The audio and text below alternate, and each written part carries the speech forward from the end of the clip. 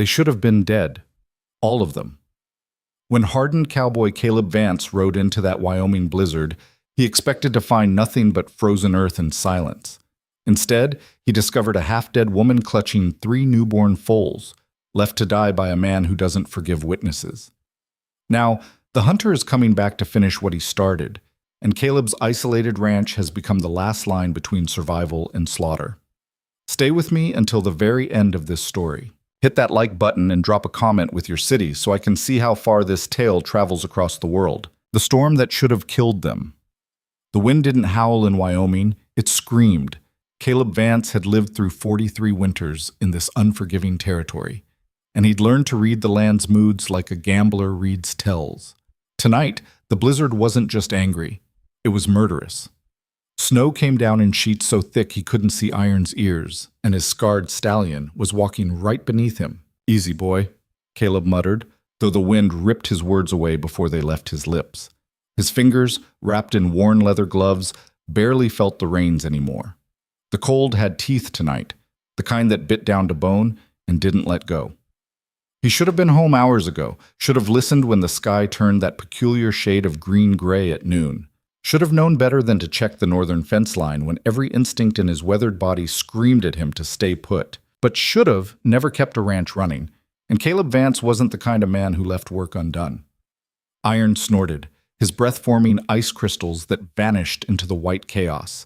The stallion's ears suddenly pricked forward, the first clear movement Caleb had felt in 20 minutes.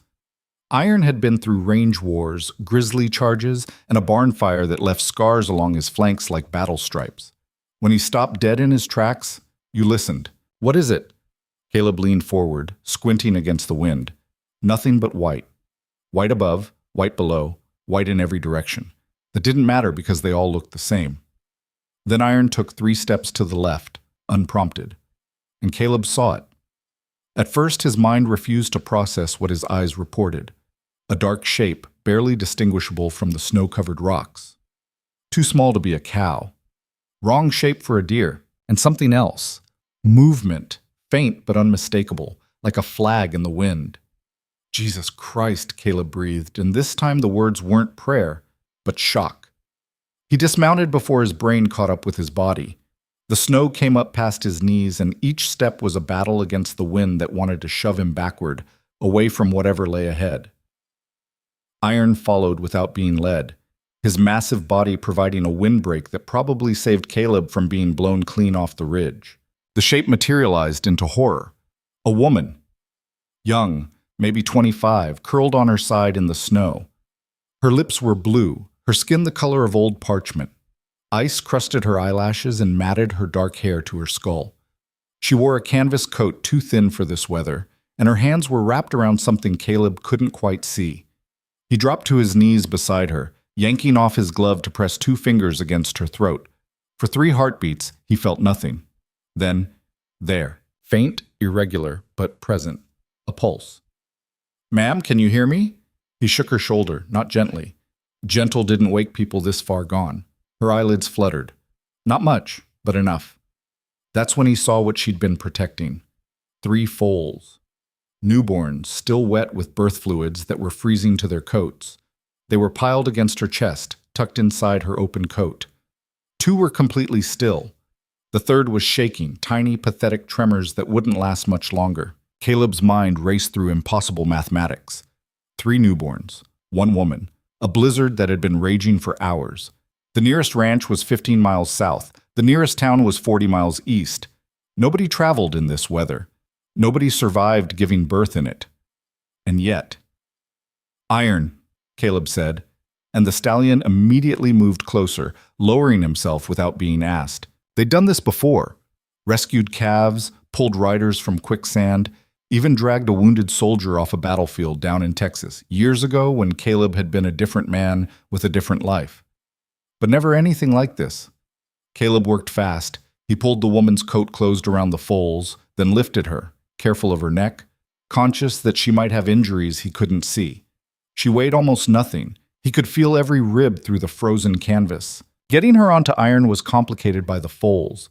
They were tangled in her coat, and separating them would expose them to wind that would kill them in minutes. So Caleb did the only thing he could.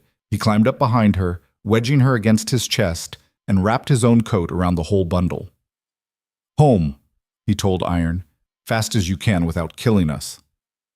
The stallion understood. He always did. The ride back was a blur of white and cold, and the terrible responsibility of keeping 5 heartbeats going when nature seemed hell-bent on stopping them. Caleb talked the whole way, partly to keep the woman conscious if she could hear him, partly to keep himself focused on something other than the cold that was turning his hands into claws. "Stay with me now. You've made it this far. That means something. Means you're a fighter. Means these little ones matter enough to die for. Which means they matter enough to live for.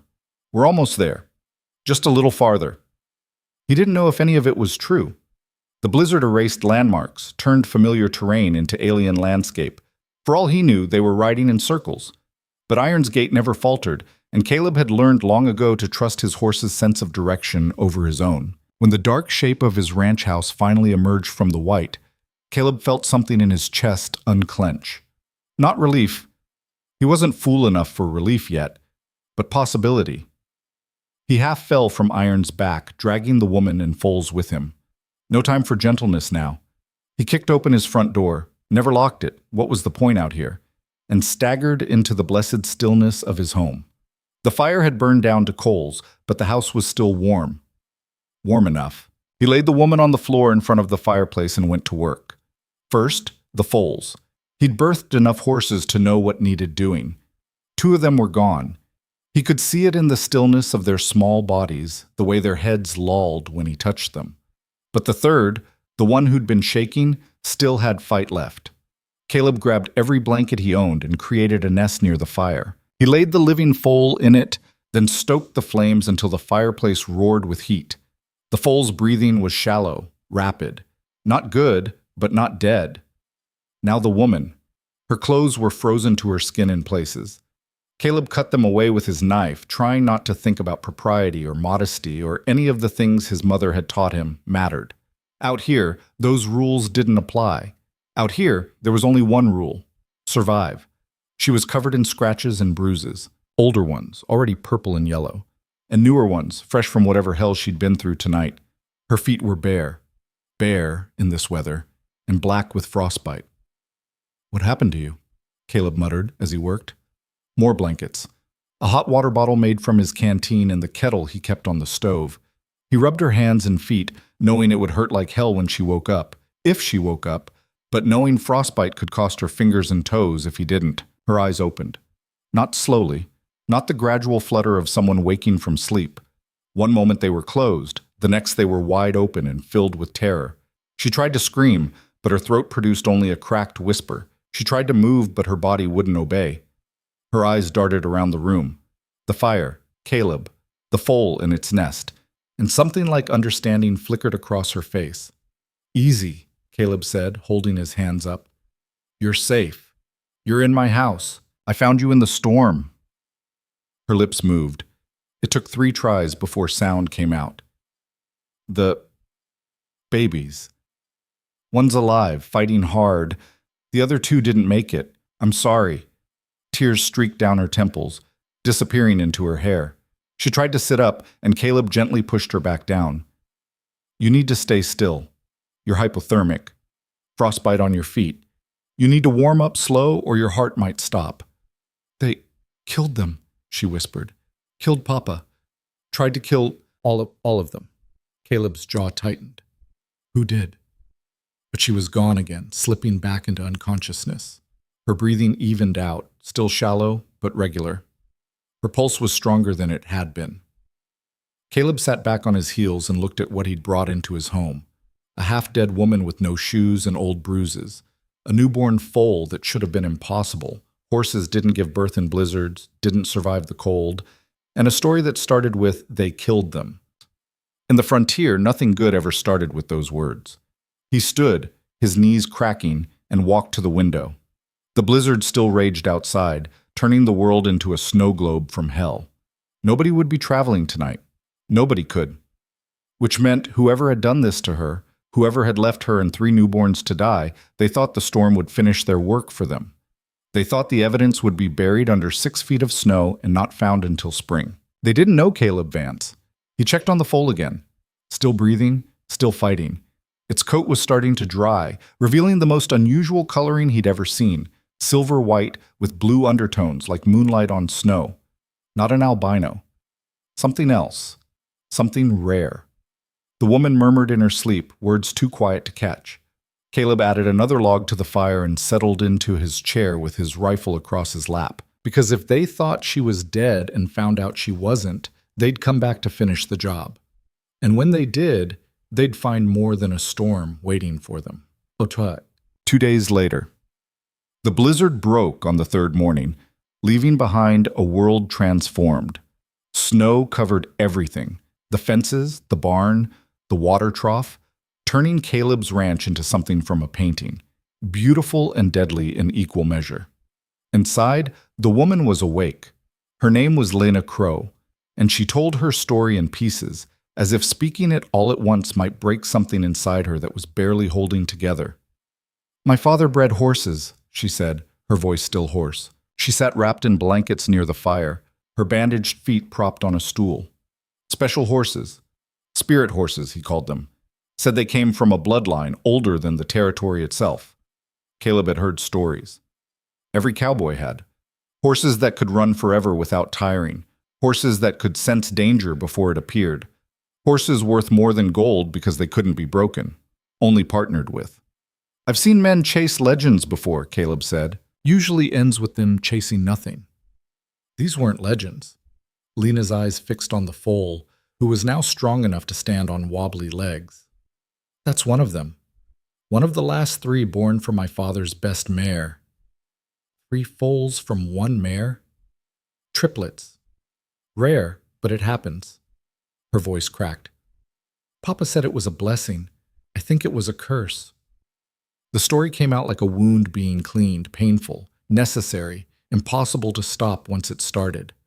A man named Darius Kane, a horse trader who'd made his fortune buying and selling throughout the territory. He'd heard about Lena's father, about the spirit horses, and he'd come with an offer. Partnership. Half the foals, half the profits. Lena's father, Samuel Crow, had refused. "Papa didn't trust him," Lena said. Said Kane had eyes like a man who'd burned too many bridges to remember the way back. Said men like that don't offer partnerships. They offer warnings. Kane had left. But he'd come back, 2 weeks ago, in the night, with 6 armed men. They'd come for the horses, and when Samuel Crow had stood his ground, they'd shot him. 3 times. Once in the chest, twice more as he fell. Lena had been in the barn with the pregnant mare. She'd heard the shots, heard her father fall, and she'd done the only thing she could think of. She'd run. "I took the mare," she said. "Knew she was close to foaling. Knew if I didn't get her out, they'd take her, so I ran." She'd made it 5 miles before the mare started laboring, another 3 before the first foal came. By the time the third was born, the blizzard was on them, and Lena's hands were so cold she could barely feel the reins. "I tried to keep them warm," she whispered. "Tried to keep them alive. But they were so small, and the wind was so cold, and I couldn't—" "You kept one alive," Caleb said quietly. "In weather that should have killed you all. That takes more strength than most people have in them. Papa's dead because of me." "Your papa's dead because a man named Darius Kane pulled a trigger. That's not on you." Lena looked at him with eyes that had seen too much, too fast. "Kane won't stop. He wanted the bloodline, and he thinks he destroyed it. When he finds out he didn't, let me worry about that." "You don't understand. Kane doesn't just want the horses. He wants to own them, control them. He said there are buyers out east, rich men who'd pay fortunes for horses that can't be broken. Said spirit horses could make him the wealthiest man in the territory." Caleb stood and walked to the window. The snow stretched out in every direction, pristine and unmarked. But it wouldn't stay that way. Snow melted, tracks appeared, and men who killed for horses didn't just give up. "How many men does he have?" "I saw 6 that night, but he has more. He runs a trading post up north. Must have 20-30 men working for him. And you think he'll come looking?" "I know he will." Lena's voice was flat, certain. "He can't leave witnesses. Can't leave evidence. Right now he thinks we're all dead. Me, the foals, everything. But when the snow melts and someone finds my father's body, how far to your father's ranch? 30 miles northwest, the Circle C. Caleb knew it by reputation. Good land, well maintained. Samuel Crow had been a decent man by all accounts, kept to himself, didn't cause trouble, paid his debts. The kind of neighbor you wanted in territory this harsh. Now he was dead, and his daughter was sitting in Caleb's house with frostbitten feet and terror in her eyes. "The foal," Caleb said. "Can it travel?" Lena looked at the small creature, now sleeping in its nest of blankets. "Not yet. Maybe in a week, if it keeps getting stronger. Then we have a week to decide what comes next." "What do you mean?" Caleb turned from the window. "I mean, you have choices. I can take you to town when the road's clear. Sheriff there might listen, might not. Kane's got money and connections. You've got a story about horses most people think are fairy tales. That's not a choice, that's suicide. Or," Caleb continued, "you can stay here. Lay low until the foal's strong enough to move. Then I help you get somewhere Kane won't follow." "There's nowhere Kane won't follow. Not if he knows that foal's alive." "Then we don't let him know." Lena laughed, a bitter, broken sound. "How?" "He'll come looking as soon as the snow melts. He'll track where I ran, find where the mare gave birth, follow the trail right to your door." "Trails go cold," Caleb said, "especially with a week of fresh snow covering them." "You're assuming he won't look." "I'm assuming I'm a better shot than he is." The words hung in the air between them. Lena studied his face, the weathered lines, the scars, the eyes that had seen their own share of violence and come out the other side. "Why would you do that?" she asked quietly. "Risk your life for people you don't know?" Caleb was quiet for a long moment. Outside, Iron whinnied, impatient for his morning feed. "In the war," Caleb finally said, "I saw a lot of men die. Some deserved it, some didn't. The ones that haunt me aren't the ones I killed. They're the ones I could have saved and didn't." He looked at Lena, at the foal, at the life he'd pulled from the storm. "I'm not making that mistake twice." 5 days later. The foal was stronger, not strong enough to travel, but strong enough to be trouble. It had discovered its legs worked for more than standing, and now it spent its days exploring Caleb's house with the kind of fearless curiosity only the very young possessed. Lena had named it Silver. Simple, but fitting. "Silver's going to kick over your coffee pot," Caleb observed from his chair. He was cleaning his rifle, not for show, but because a clean rifle might mean the difference between breathing and bleeding when the time came. "She's fine," Lena said, though she got up to redirect the foal away from the stove. Her feet were healing, slowly. The frostbite hadn't taken any toes, but she still couldn't put her full weight down without wincing. "She's going to be trouble when she grows up," Caleb said, "spirit horse or not." "All the best ones are." Caleb smiled at that. Over the past 5 days, he'd learned that Lena Crow had her father's stubbornness and a dry sense of humor that surfaced when she forgot to be terrified. She was tougher than she looked, had to be, to survive what she'd been through. She'd also told him more about the spirit horses. They weren't magical exactly, weren't supernatural. But they were different. Bred from lines that went back centuries, before the territory had been settled, before the frontier had been mapped. They bonded with their riders in ways other horses didn't. Could sense danger before it materialized. Could run longer, jump higher, survive where other horses would fall. "Papa said they chose their riders," Lena had explained. "You couldn't force it, couldn't break them to saddle like normal horses. They had to decide you were worth partnering with." "And if they decided you weren't?" "Then you had a very expensive, very stubborn pasture ornament." It explained why Kane wanted them. In a territory where life depended on your horse's strength and reliability, a spirit horse could mean the difference between dying alone on the prairie and making it home alive. For wealthy buyers out east, men who wanted status symbols or military contracts, the value would be incalculable, and Kane would kill anyone who stood between him and that kind of money. The thought was still in Caleb's mind when Iron's warning whinny split the air. Caleb was on his feet before the sound faded, rifle in hand. Lena grabbed Silver, pulling the foal close to her chest. "Into the cellar," Caleb said quietly. "Now." "How many?" "Don't know yet. Move." Lena didn't argue. She'd learned over the past days that when Caleb's voice went flat like that, Questions could wait. She hobbled toward the cellar door, Silver fighting every step, and disappeared into the darkness below. Caleb moved to the window, staying back from the glass. 3 riders coming up the long approach to his ranch. Not rushing, but not casual either. They moved like men who knew where they were going and weren't concerned about being welcome. He didn't recognize them, but he recognized the type: hard men, armed men, men who'd done violence before and would do it again without losing sleep. They stopped 50 yards from the house. Smart distance. Close enough to talk, far enough to scatter if shooting started. Caleb stepped onto his porch, rifle held loose but ready.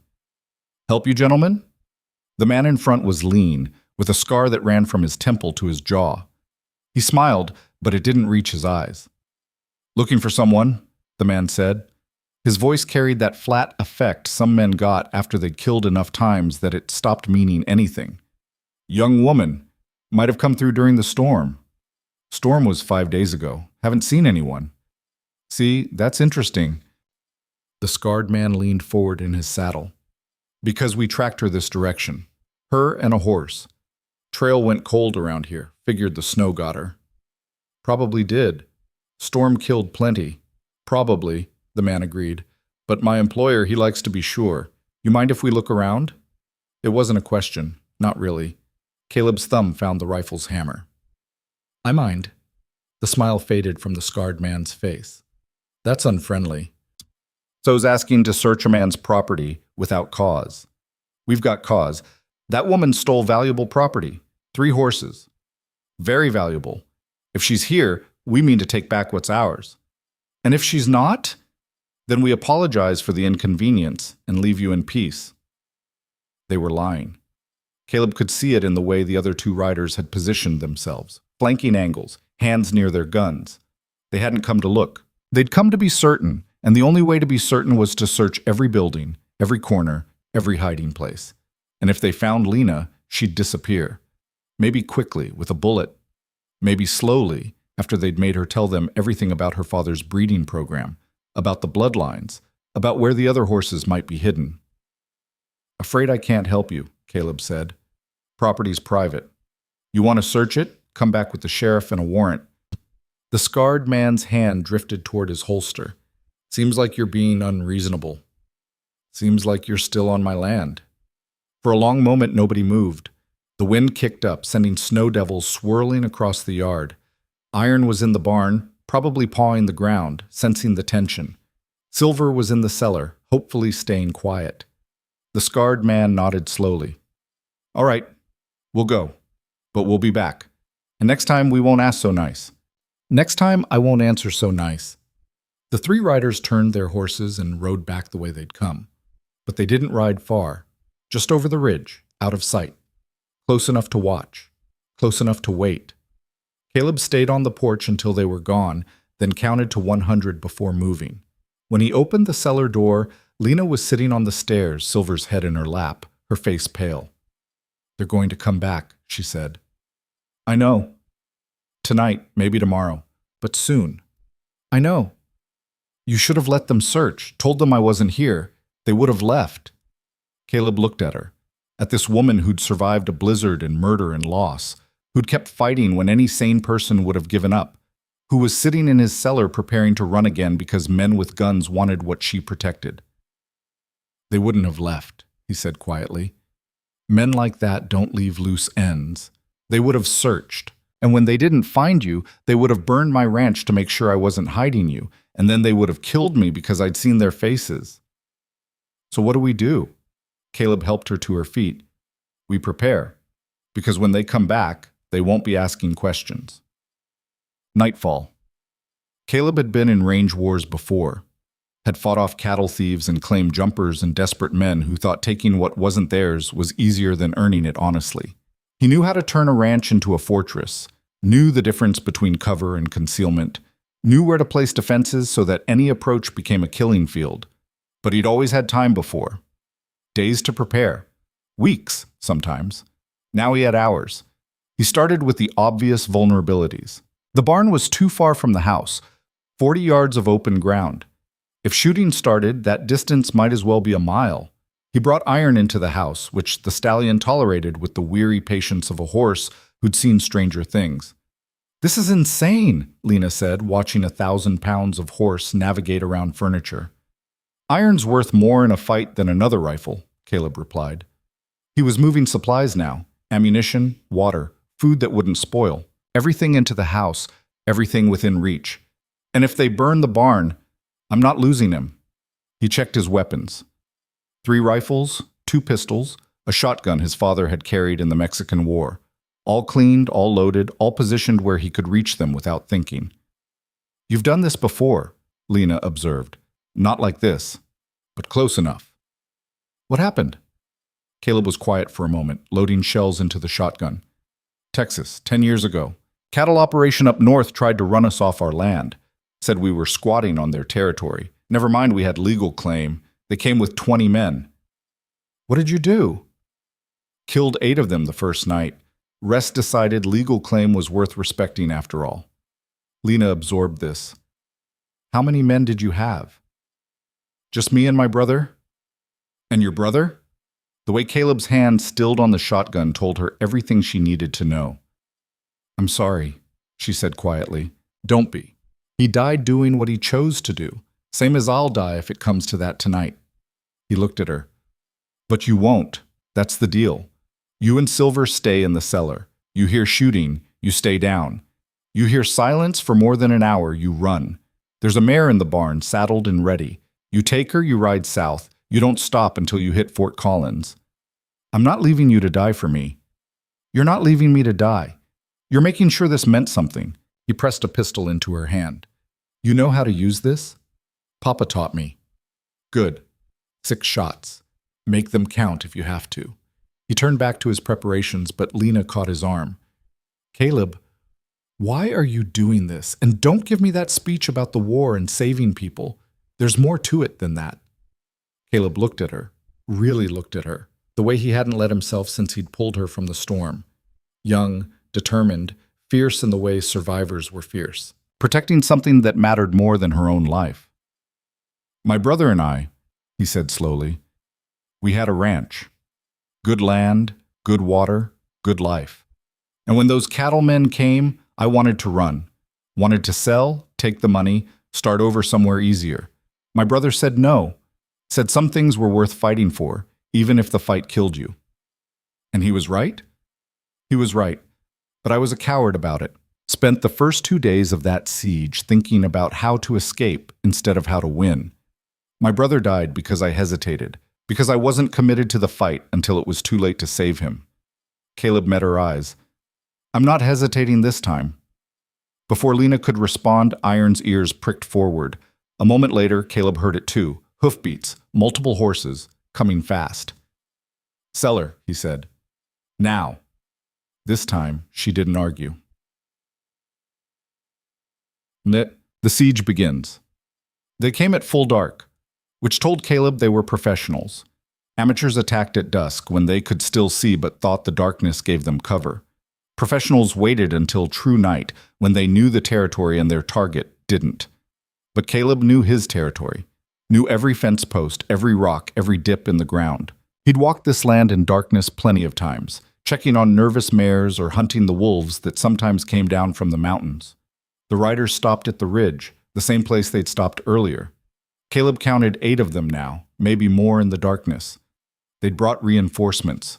Someone shouted from the darkness. Not the scarred man, a different voice, deeper, with an educated accent that didn't belong in the Wyoming frontier. "Caleb Vance! We know she's in there." Caleb didn't answer. Answering gave away position, and position was everything when you were 1 against 8.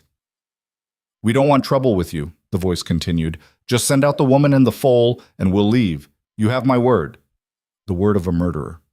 Worth less than the breath it took to speak it. "You've got 1 minute to decide," the voice called. "After that, we come in." Caleb moved to the east window. From here, he could see the barn, the fence line, and the approach from the ridge. He'd positioned a lantern in the barn earlier, still lit, creating a target that looked like someone hiding there. 30 seconds passed. 45. At exactly 1 minute, the night exploded. Muzzle flashes lit up the ridge as 8 rifles opened fire simultaneously. Bullets slammed into the barn, shredding wood, shattering the lantern. The building erupted in flames, fast, too fast, meaning they doused it in kerosene before they opened fire. Smart.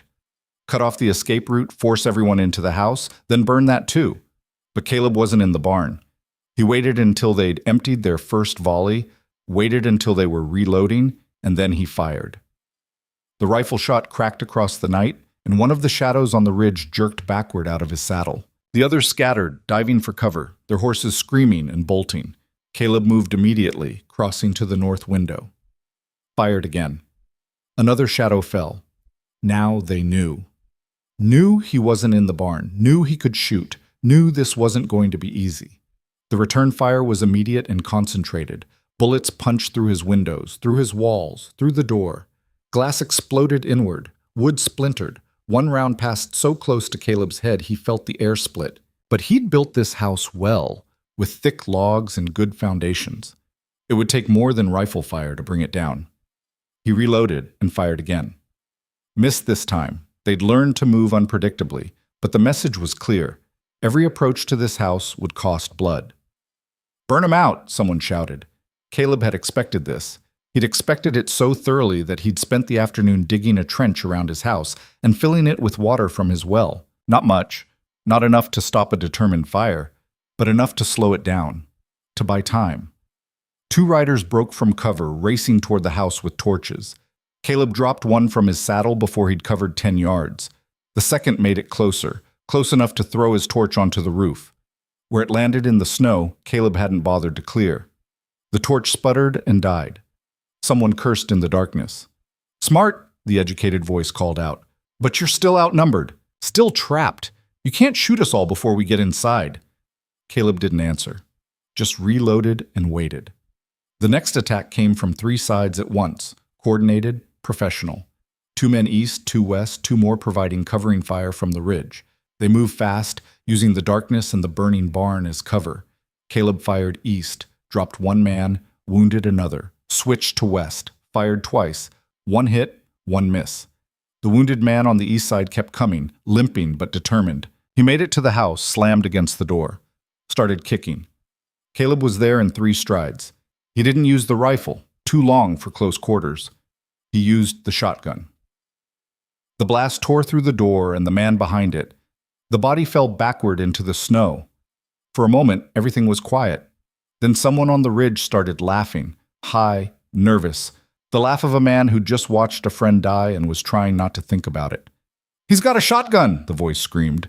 "He's got a goddamn shotgun!" The educated voice cut through the panic. "Pull back! Regroup!"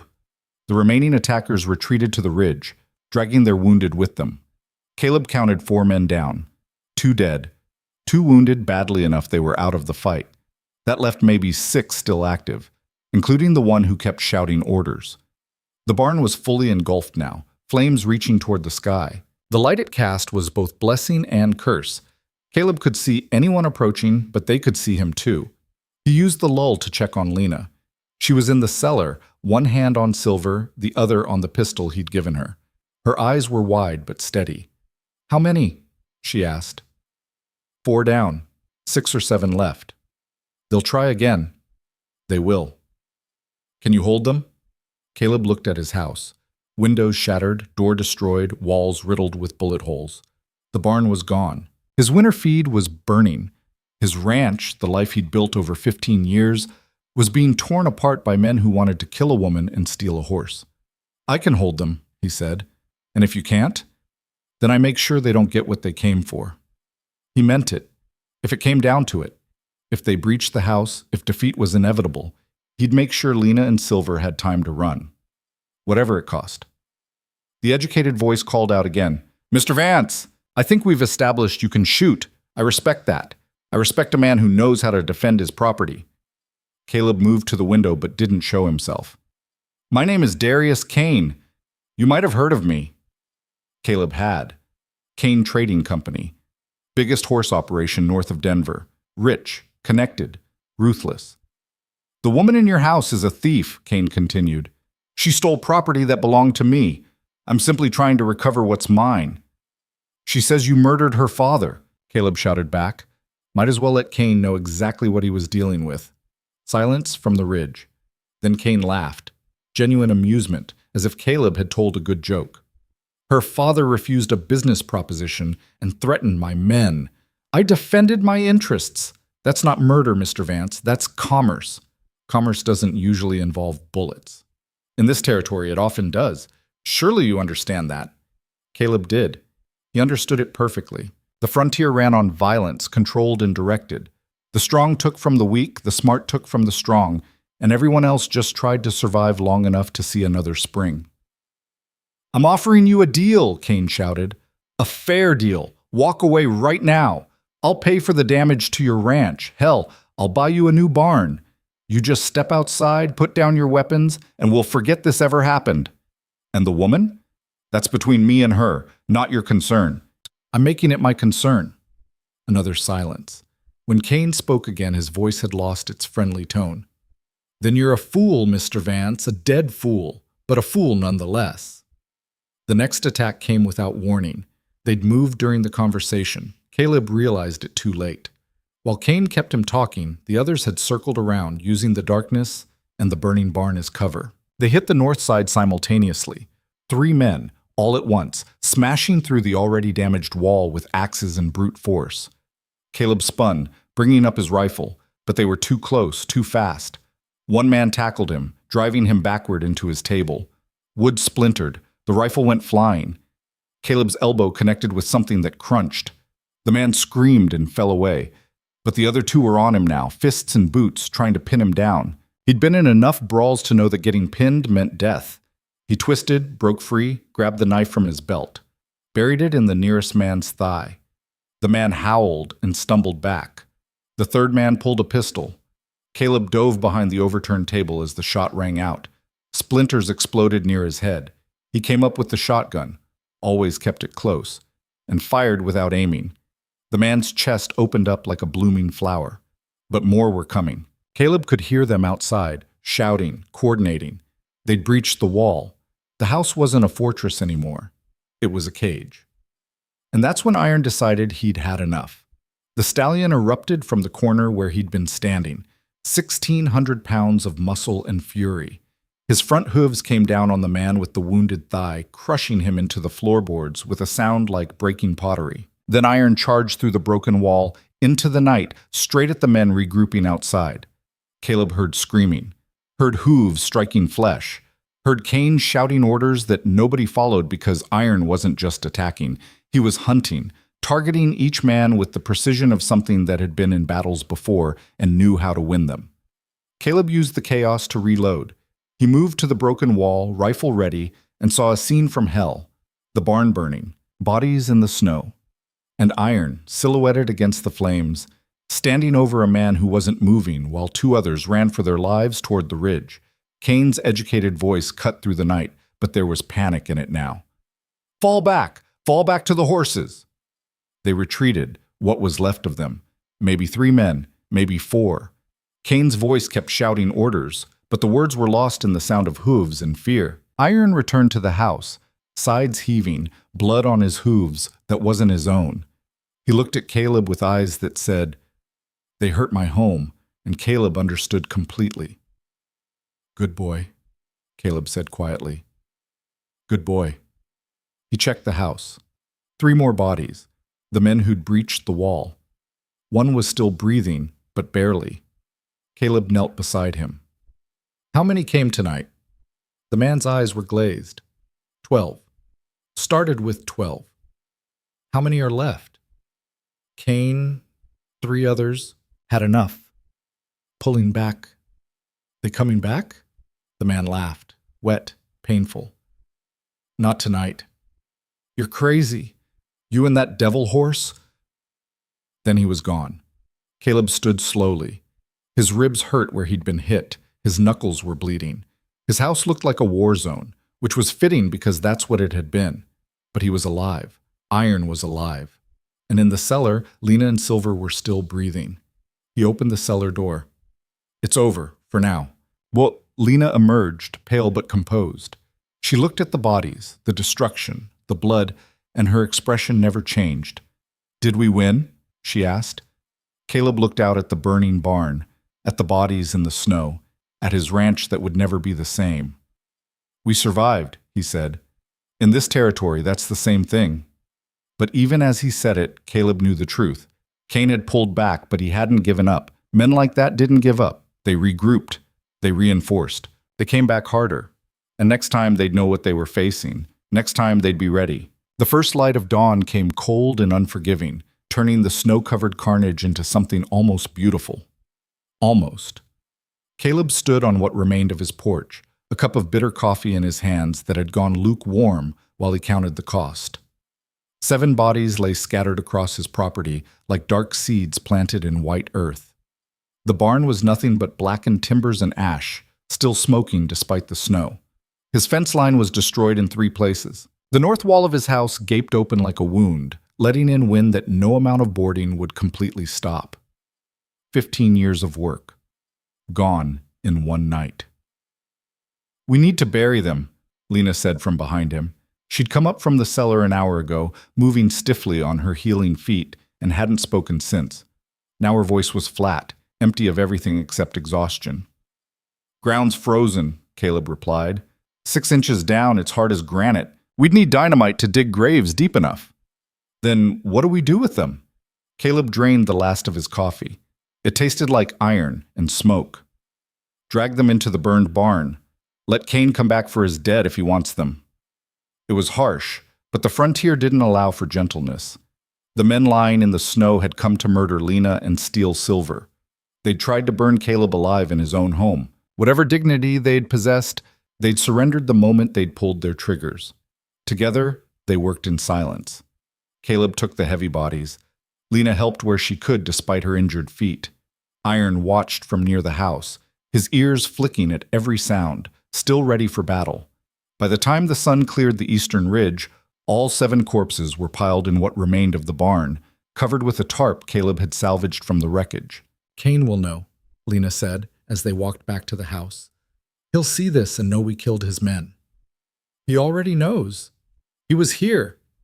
Caleb kicked snow over a bloodstain near the porch. "Question is what he does about it. He'll come back, with more men, better armed. He won't make the same mistakes." "Neither will I." Lena stopped walking. "Caleb, look at this place. Your barn is gone. Your house is destroyed. You've got 7 dead men on your property and more blood than snow in some places. How much more can you lose before there's nothing left worth defending?" Caleb looked at her, really looked at her. She'd lost weight in the days since he'd found her, her cheekbones sharp against pale skin. The frostbite on her feet had turned angry shades of purple and black.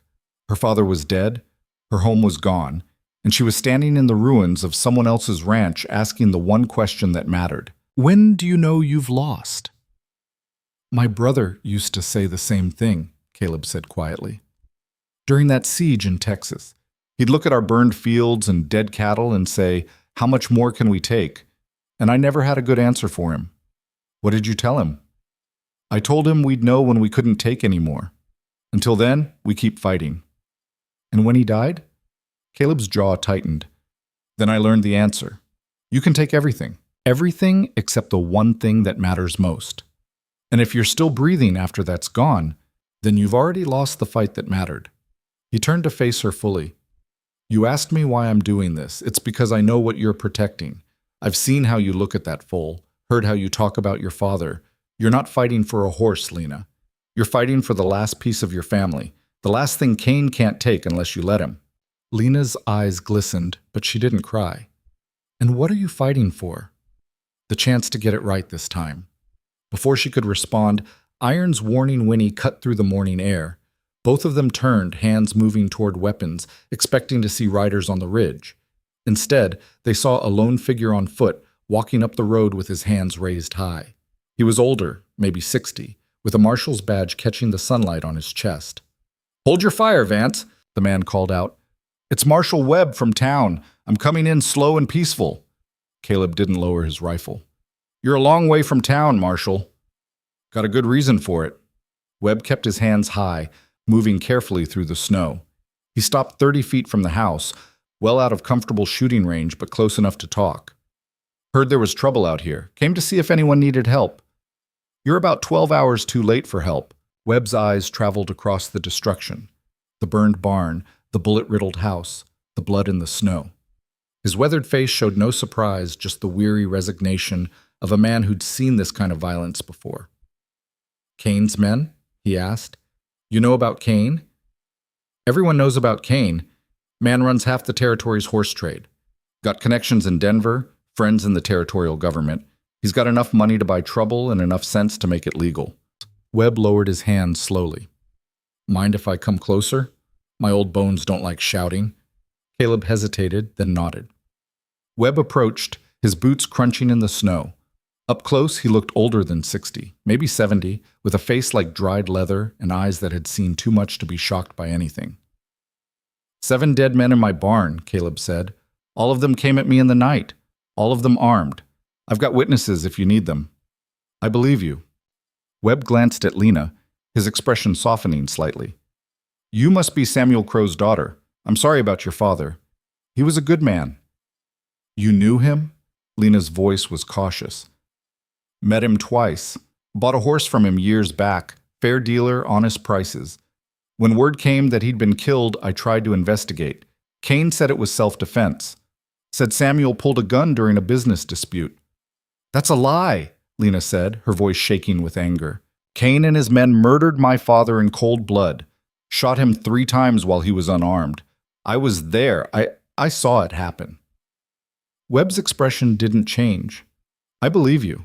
But believing you and proving it in court are 2 different things. Kane's got lawyers, got witnesses who'll swear whatever he pays them to swear. Without physical evidence, without bodies, it's your word against his. So he just gets away with murder? That's the way the territory works, miss. Justice and law aren't always the same thing out here. Caleb stepped forward. Marshal, why are you really here? You didn't ride all this way just to tell us Kane's untouchable. Webb looked at him for a long moment, then sighed. I came to warn you. Kane's gathering men in town right now. Real fighters this time. Not the thugs he sent last night. He's offering double wages to anyone willing to ride out here and finish what he started. How many men? Last I counted, 15, maybe 20 by noon, and he's paying the sheriff to look the other way while he does it. Lena's face went pale. 20 men? Maybe more. Kane's also putting out word that you stole valuable property from him. Horses worth thousands of dollars. He's got bounty hunters interested now, not just his own people. Caleb felt something cold settle in his chest. Last night had been bad. 20 armed men would be a massacre. You're telling us to run, he said flatly. I'm telling you that staying here is suicide. You held them off once. I'll give you credit for that. But Kane won't make the same mistake twice. He'll come with enough firepower to level this place and everyone in it. And if we run? What then? Webb spread his hands. Disappear. The territory's big enough to lose yourself if you're smart about it. Change your names, ditch the horse. Start over somewhere. Kane's reach doesn't extend. Ditch the horse? Lena's voice was sharp. That horse is the last of my father's bloodline. Everything he worked for. I'm not abandoning her. Then you're choosing death over sense. I'm choosing to honor my father's legacy. Webb looked between them, at Caleb's battered face and Lena's fierce eyes, and slowly shook his head. You're both fools. Brave fools, maybe, but fools nonetheless. We appreciate the warning, Marshal, Caleb said, but we're staying. Even knowing what's coming? Especially knowing what's coming. Webb was quiet for a long moment. When he spoke again, his voice was lower, meant for Caleb's ears alone. I knew your brother. Met him once down in Texas when I was working as a deputy marshal. He spoke highly of you, said you were the smart one, the one who knew when to fight and when to fold. He was wrong. Was he? Because from where I'm standing, you're making the same mistake he did, dying for a principle when living for tomorrow would serve you better. Caleb's hand tightened on his rifle. My brother died because I hesitated, because I wasn't willing to commit to the fight until it was too late to save him. I'm not making that mistake again. So you'd rather die committed than live cautious? I'd rather stand for something than run from everything. Webb studied him, then slowly nodded. Fair enough. Can't say I agree, but I respect it. He turned to leave, then stopped. One more thing. Cain's planning to move at dusk. Give you all day to think about running, then hit you when the sun's in your eyes and his men have darkness to retreat into. Dusk, Caleb repeated. That gives us maybe 10 hours. 10 hours to either fortify or flee. Use them wisely. The marshal walked back down the road, his figure growing smaller against the white landscape. Lena watched him go, then turned to Caleb.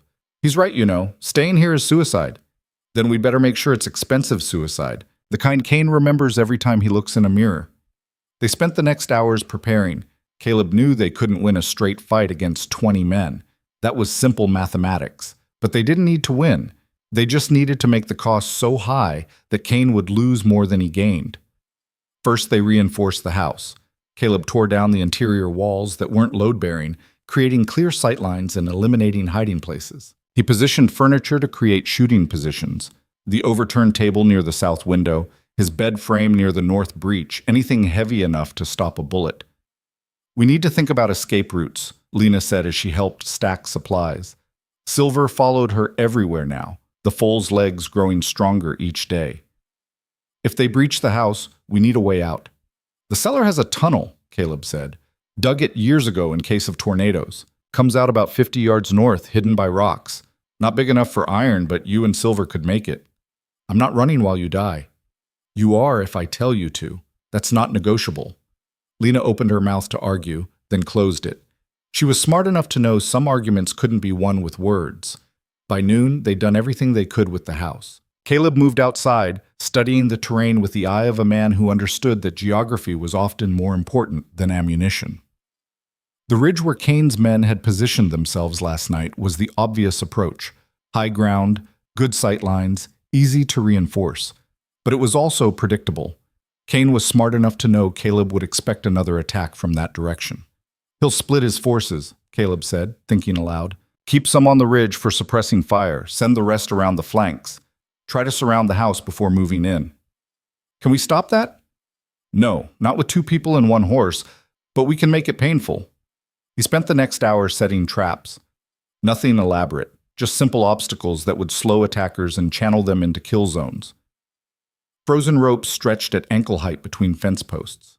Barbed wire hidden in snowdrifts. His remaining bear traps, carefully positioned near the obvious approach routes. You've done this before, Lena observed, watching him work. Learned it from the Comanche down in Texas. They could turn 10 miles of open prairie into a death trap with nothing but rope and knowledge of the land. Taught me that fighting isn't about having more men or better weapons. It's about making your enemy pay for every foot of ground they take. Did it work when your ranch was attacked?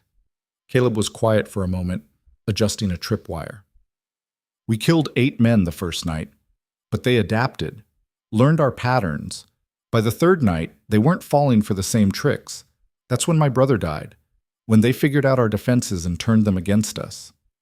So Cain will do the same. Probably, but we don't need to hold out for 3 nights, just long enough. Long enough for what? Caleb straightened, looking at the position of the sun. Maybe 4 hours until dusk, maybe 5 if they were lucky. Long enough for Cain to realize this isn't worth what it's costing him. They ate a cold lunch inside the house, dried beef and hardtack that tasted like sawdust.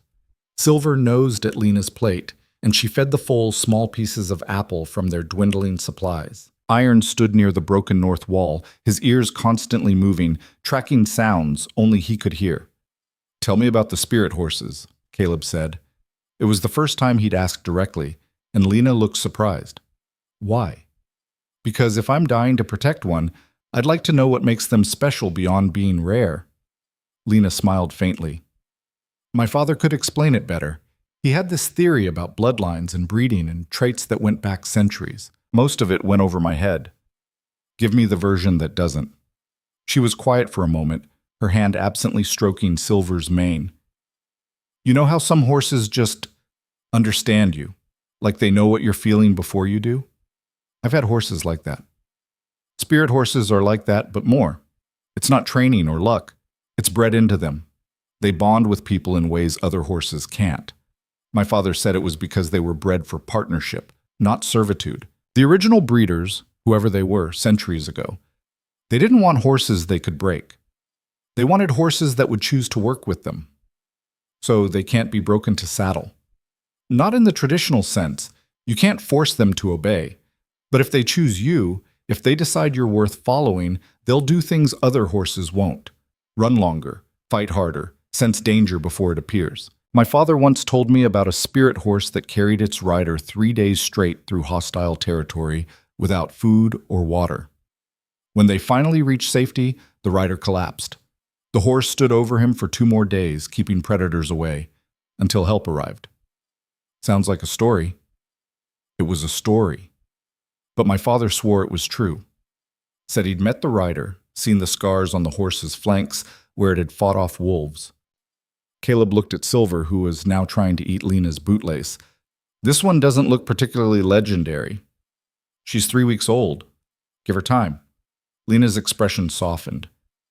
My father spent 40 years developing this bloodline, carefully selecting breeding pairs, tracking traits, eliminating weaknesses.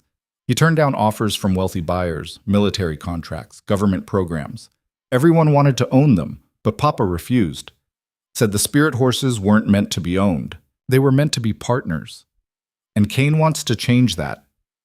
Cain wants to breed them like cattle, mass produce them, strip away everything that makes them special and turn them into just another commodity. Her voice hardened. That's why I can't let him have Silver. It's not just about her. It's about everything my father believed in, everything he died protecting. Before Caleb could respond, Iron's head snapped up, his ears pinned back flat against his skull, the warning sign Caleb had learned to read like a weather vane. They're early, Caleb said, reaching for his rifle. Lena moved to the window, careful to stay out of sight. I don't see anyone. You won't. Not yet. But Iron knows. They waited in tense silence. Seconds stretched into minutes. Caleb's hands were steady on the rifle, but his heart was hammering against his ribs. This was it.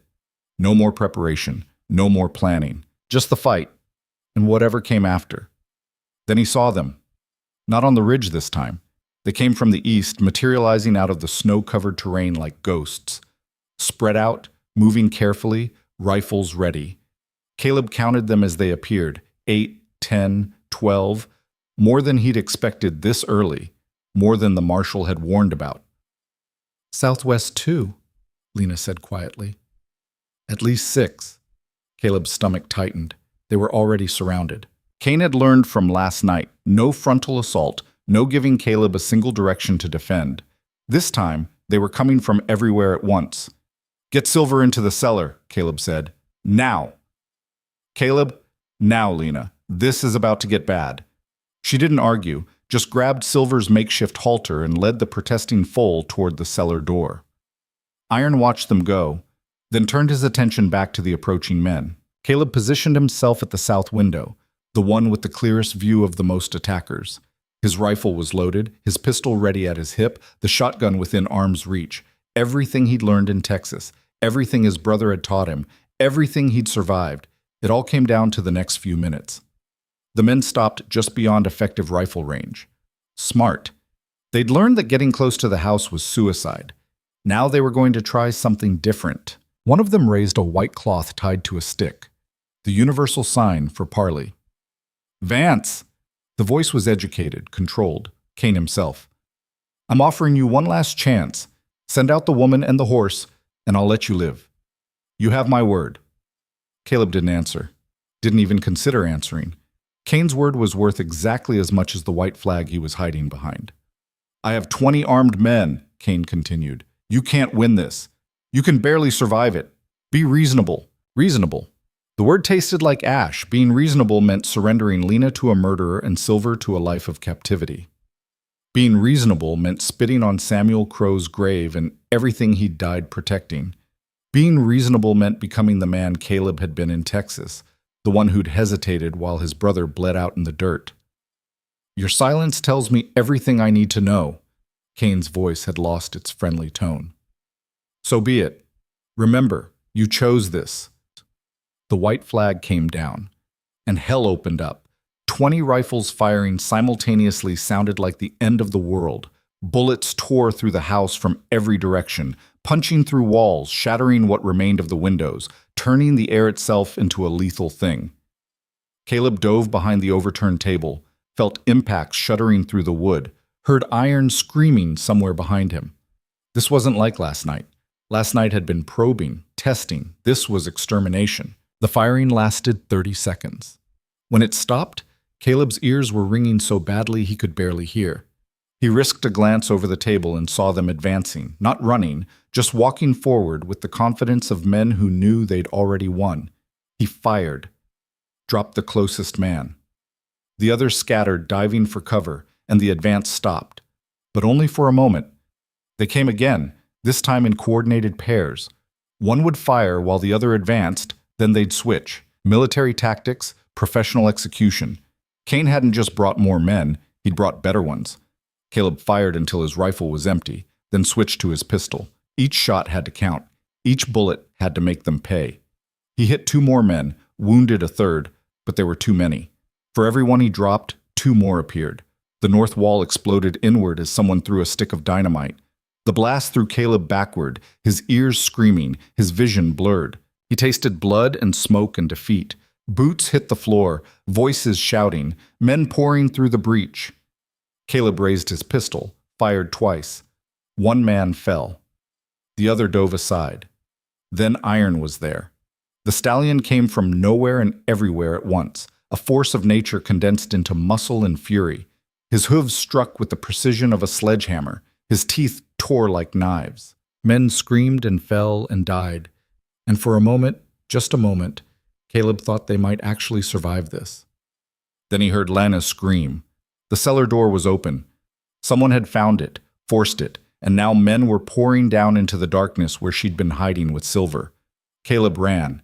He didn't think about the men still coming through the north wall. Didn't think about the bullets that tracked his movement.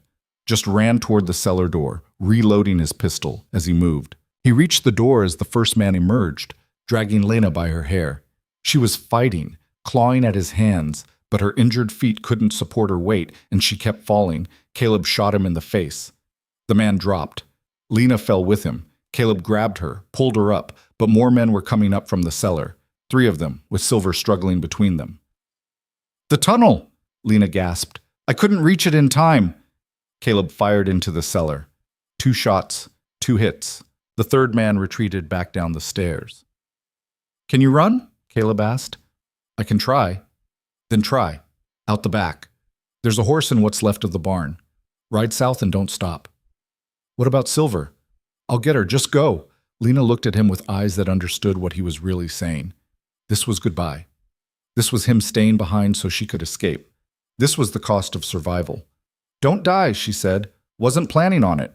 She kissed him, fast, desperate, tasting like blood and smoke. And then she was running, limping toward the back of the house, while Caleb turned to face the men still pouring through his defenses. He was out of ammunition for his pistol. He grabbed the shotgun, fired both barrels into the cellar entrance. The sound was catastrophic. The men below stopped coming. But the men from the north wall were inside now, 4 of them, spreading out, cutting off his exits. Caleb dropped the empty shotgun and drew his knife. "That's a brave way to die," one of them said. He was young, maybe 25, with eyes that had seen violence, but not enough of it to be cautious. "Better than dying on your knees," Caleb replied. They came at him all at once. No honor in it, no fairness. Just 4 men trying to kill one. Caleb met them with everything he had left. The first man came in low, going for Caleb's legs. Caleb sidestepped and brought his knee up hard into the man's face. Bone crunched. The man fell back, blood streaming from his shattered nose. The second man was smarter, waiting for an opening, but the third and fourth came together, trying to overwhelm him with numbers. Caleb's knife found the third man's shoulder, cutting deep through muscle. The man screamed and stumbled away. The fourth man got his hands around Caleb's throat. His grip was iron, fingers digging into windpipe, cutting off air. Caleb drove his elbow backward into the man's ribs, once, twice, 3 times. Something cracked. The grip loosened just enough for Caleb to twist free. He spun, drove his knife upward into the man's stomach. The blade went in smooth, found something vital. The man's eyes went wide with shock and understanding, and then he was falling. But the second man was on him now, had been waiting for exactly this moment. He tackled Caleb from behind, driving him face first into the floor. Caleb's knife skittered away across the blood-slicked boards. Hands grabbed his hair, slammed his face into the wood once, twice. Stars exploded across Caleb's vision. He tasted blood, felt teeth loose in his mouth. Another impact and he'd be unconscious. Another after that and he'd be dead. Iron's scream split the air. The stallion came through the broken north wall like a battering ram, scattering the remaining men who'd been trying to push inside. His hooves found the man holding Caleb down, struck with the weight of 1,600 pounds behind them. The man's skull came apart like a melon.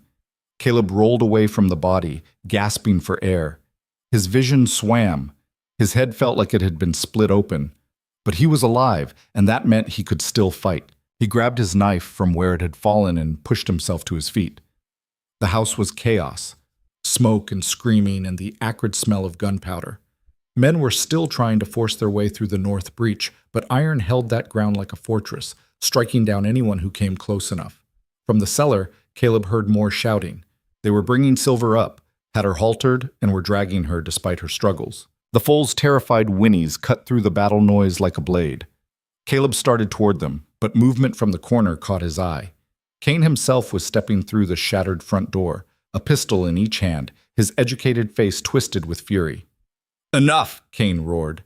The fighting paused, men on both sides turning to look. "Enough of this. Vance, you've made your point. You're a fighter, I respect that. But this ends now." Caleb straightened, his knife still in his hand. Blood dripped from his split lip, from the gash above his eye. His ribs screamed with every breath, but he met Kane's eyes without flinching. "You want it to end? Leave. Take your men and go." Kane laughed, cold, brittle. "You're surrounded. Your house is destroyed. Half your skull is caved in. And you're still making demands? I'm still standing. That's more than I can say for 12 of your men." The number hung in the air. Kane's face twitched, and Caleb saw the calculation happening behind those cold eyes. How many men was this worth? How much money? How much pride? "Bring me the foal," Kane said quietly. Two of his men emerged from the cellar, dragging Silver between them. The foal fought every step, her silver coat dark with sweat and fear. Behind her, a third man appeared, and Caleb's heart sank. He was holding Lena. She was conscious, but barely, blood running down her temple.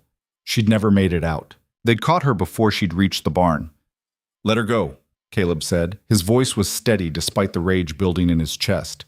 "She's got nothing to do with this anymore." "She has everything to do with this." Kane walked closer, keeping his pistols trained on Caleb. "She's a witness to her father's death, a liability. And more importantly, she knows the breeding program, knows which bloodlines produce which traits. Without her, the foal is just a horse. With her, it's an empire." "I'll never help you," Lena spat. Her voice was weak but defiant. "I'd rather die than let you profit from my father's work." "That can be arranged?" Kane's tone was conversational, as if discussing the weather. "But it doesn't have to be. Work with me and you live. Refuse and I'll kill you slow enough that you'll beg to tell me everything you know." Caleb's mind raced through options. He was outnumbered, outgunned, beaten half to death. Iron was holding the north breach, but there were still 8 or 9 of Kane's men in the house, more outside. Even if he could kill Kane, and with 2 pistols pointed at him, that was a long shot, the others would cut him down before he took 3 steps. But surrender meant Lena's death, meant Silver enslaved, meant everything Samuel Crow had died for would be twisted into the exact thing he'd spent his life preventing. "I've got a counteroffer," Caleb said. Kane raised an eyebrow. "You're in no position to negotiate." "Maybe not, but you're in a position to lose more men than you can afford. Look around, Kane. Your professional fighters are dead or dying. The men you've got left are hired guns who signed on for easy money, not a war. How many more are willing to die before they decide it's not worth it?" Kane's jaw tightened. "I have enough." "Do you? Because from where I'm standing, you started with 20 men and you're down to maybe 10 who can still fight. That's a 50% casualty rate in less than an hour. Keep pushing, and you might win. Might. But you'll lose so many men that word will spread. And then what? Who's going to work for a man who gets his people killed over a horse? What are you proposing?" Caleb's hand tightened on his knife. This was the gamble. The moment where everything either worked or fell apart. Single combat. You and me. We settle this the old way. The room went completely silent. Even the wounded men stopped groaning. Kane stared at Caleb as if he'd lost his mind. You want a duel? Kane's voice dripped with disbelief. I want to end this without more blood. You win, you get the foal, you get Lana, you get everything. I win. You leave and never come back. Your men honor the outcome either way. And if I refuse? Then we keep fighting. I kill as many of your people as I can before I go down. Maybe I get lucky and one of my bullets finds you. Maybe iron crushes your skull before someone puts him down. Or maybe you win clean and walk away. But either way, you'll remember this day every time you count the cost. Kane studied him for a long moment. Behind those educated eyes, Caleb could see the wheels turning, calculating, weighing pride against pragmatism, victory against expense. You can barely stand, Kane said finally. You're half dead already. What makes you think you could beat me in a fair fight? Maybe I can't, but I'll make you earn it. Kane looked at his men, at the bodies on the floor, at the ruins of what had been a simple raid. He looked at Silver, struggling between her captors. He looked at Lena, bleeding and defiant. Then he holstered one pistol and drew a knife. All right, Vance, you want to die on your feet instead of your knees? I'll give you that much. His men backed away, forming a rough circle. Caleb moved to the center, his vision still swimming from the beating he'd taken. Every part of his body hurt. His ribs were probably cracked. His head felt like someone had taken an axe to it. But he'd fought in worse shape, had survived worse odds. They circled each other slowly. Kane moved with the precision of someone who'd been trained in knife fighting, probably some fancy Eastern school where rich men learned to duel. His stance was textbook, his blade held correctly, his weight balanced. Caleb moved like a brawler, because that's what he was. No formal training, just years of barroom fights and range wars and survival. His knife was an extension of his arm, his body a weapon that had been tempered by pain and loss until there was nothing left but the will to keep moving forward. Kane struck first, a testing jab, quick and controlled. Caleb slipped it, countered with a slash that Kane easily avoided. They separated, resumed circling. You know this is pointless, Kane said. Even if you kill me, my men won't honor the bargain. They'll gun you down and take what I came for anyway. Maybe, but you won't be around to enjoy it. Kane smiled at that. Fair point. He came in again, faster this time. A feint high, then a slash low aimed at Caleb's thigh. Caleb barely twisted away, felt the blade slice through his pant leg. He grabbed Kane's wrist, tried to wrench the knife free, but Kane was stronger than he looked. They grappled, blade between them, each trying to drive it into the other. Caleb's head wound was bleeding again, dripping into his eyes. His vision blurred red. He blinked hard, trying to clear it, and in that moment of distraction, Kane got his leg behind Caleb's and drove him backward.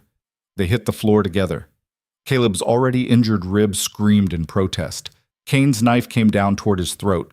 Caleb caught his wrist with both hands, held the blade inches from his neck.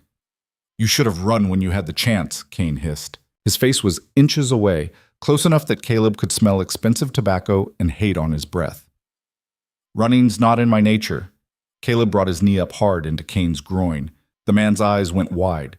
His grip weakened just enough. Caleb twisted, rolled, threw Kane off him. They both scrambled to their feet. Kane was limping now, one hand unconsciously protecting his injured groin. His face had lost its composed mask, replaced by raw fury.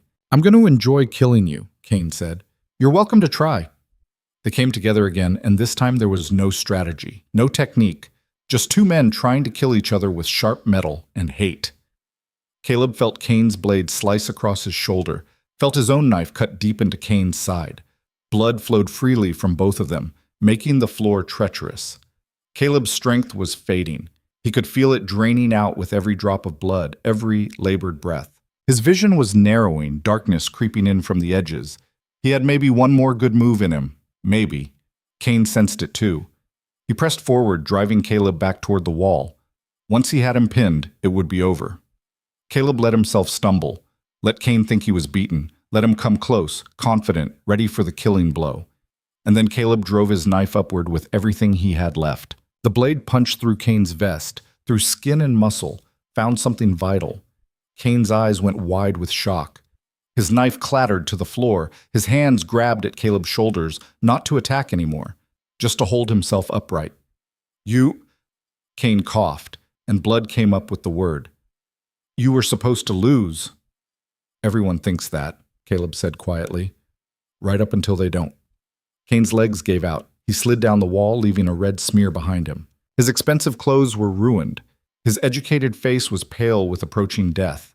He looked up at Caleb with something that might have been respect or might have been simple disbelief. My men, he started, will leave or they'll die. Their choice. Cain laughed, wet, painful. You really think they'll just walk away? I think they're smart enough to know when the man paying them is dead. Cain's eyes were fading. His breathing came in short, desperate gasps. He opened his mouth to say something else, but nothing came out except more blood. Then he was gone. Caleb stood over him for a moment, his knife still in his hand, blood dripping from the blade. The room was silent except for his own ragged breathing. Every person in the house, Cain's men, Lena, even Iron, was staring at him. He turned to face Cain's remaining fighters. There were 6 of them that he could see, maybe more outside, all armed, all still dangerous. It's over, Caleb said. His voice was hoarse, barely more than a whisper. Your boss is dead. The agreement was single combat. He lost. Take his body and leave.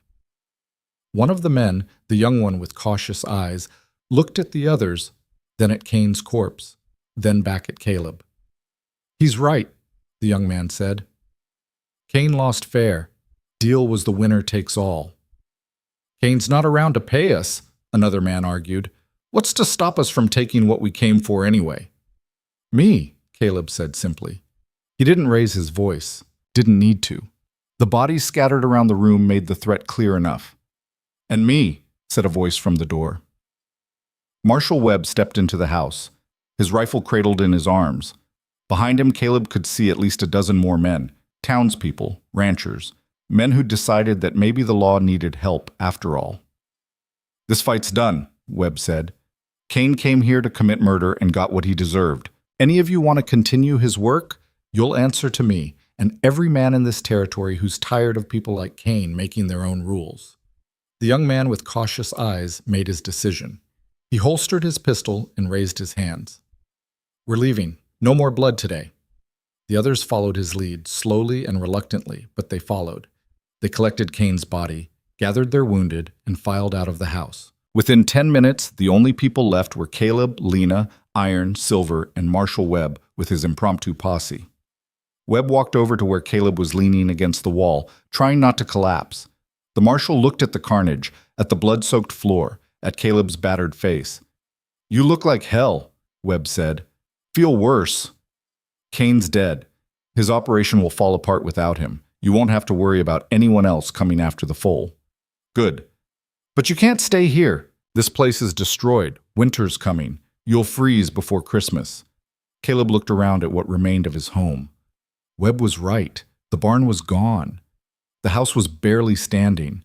His supplies were ruined. Everything he'd built over 15 years was reduced to splinters and ash. I know, he said quietly. Lena appeared beside him, her face pale, but her eyes clear. Then come with me.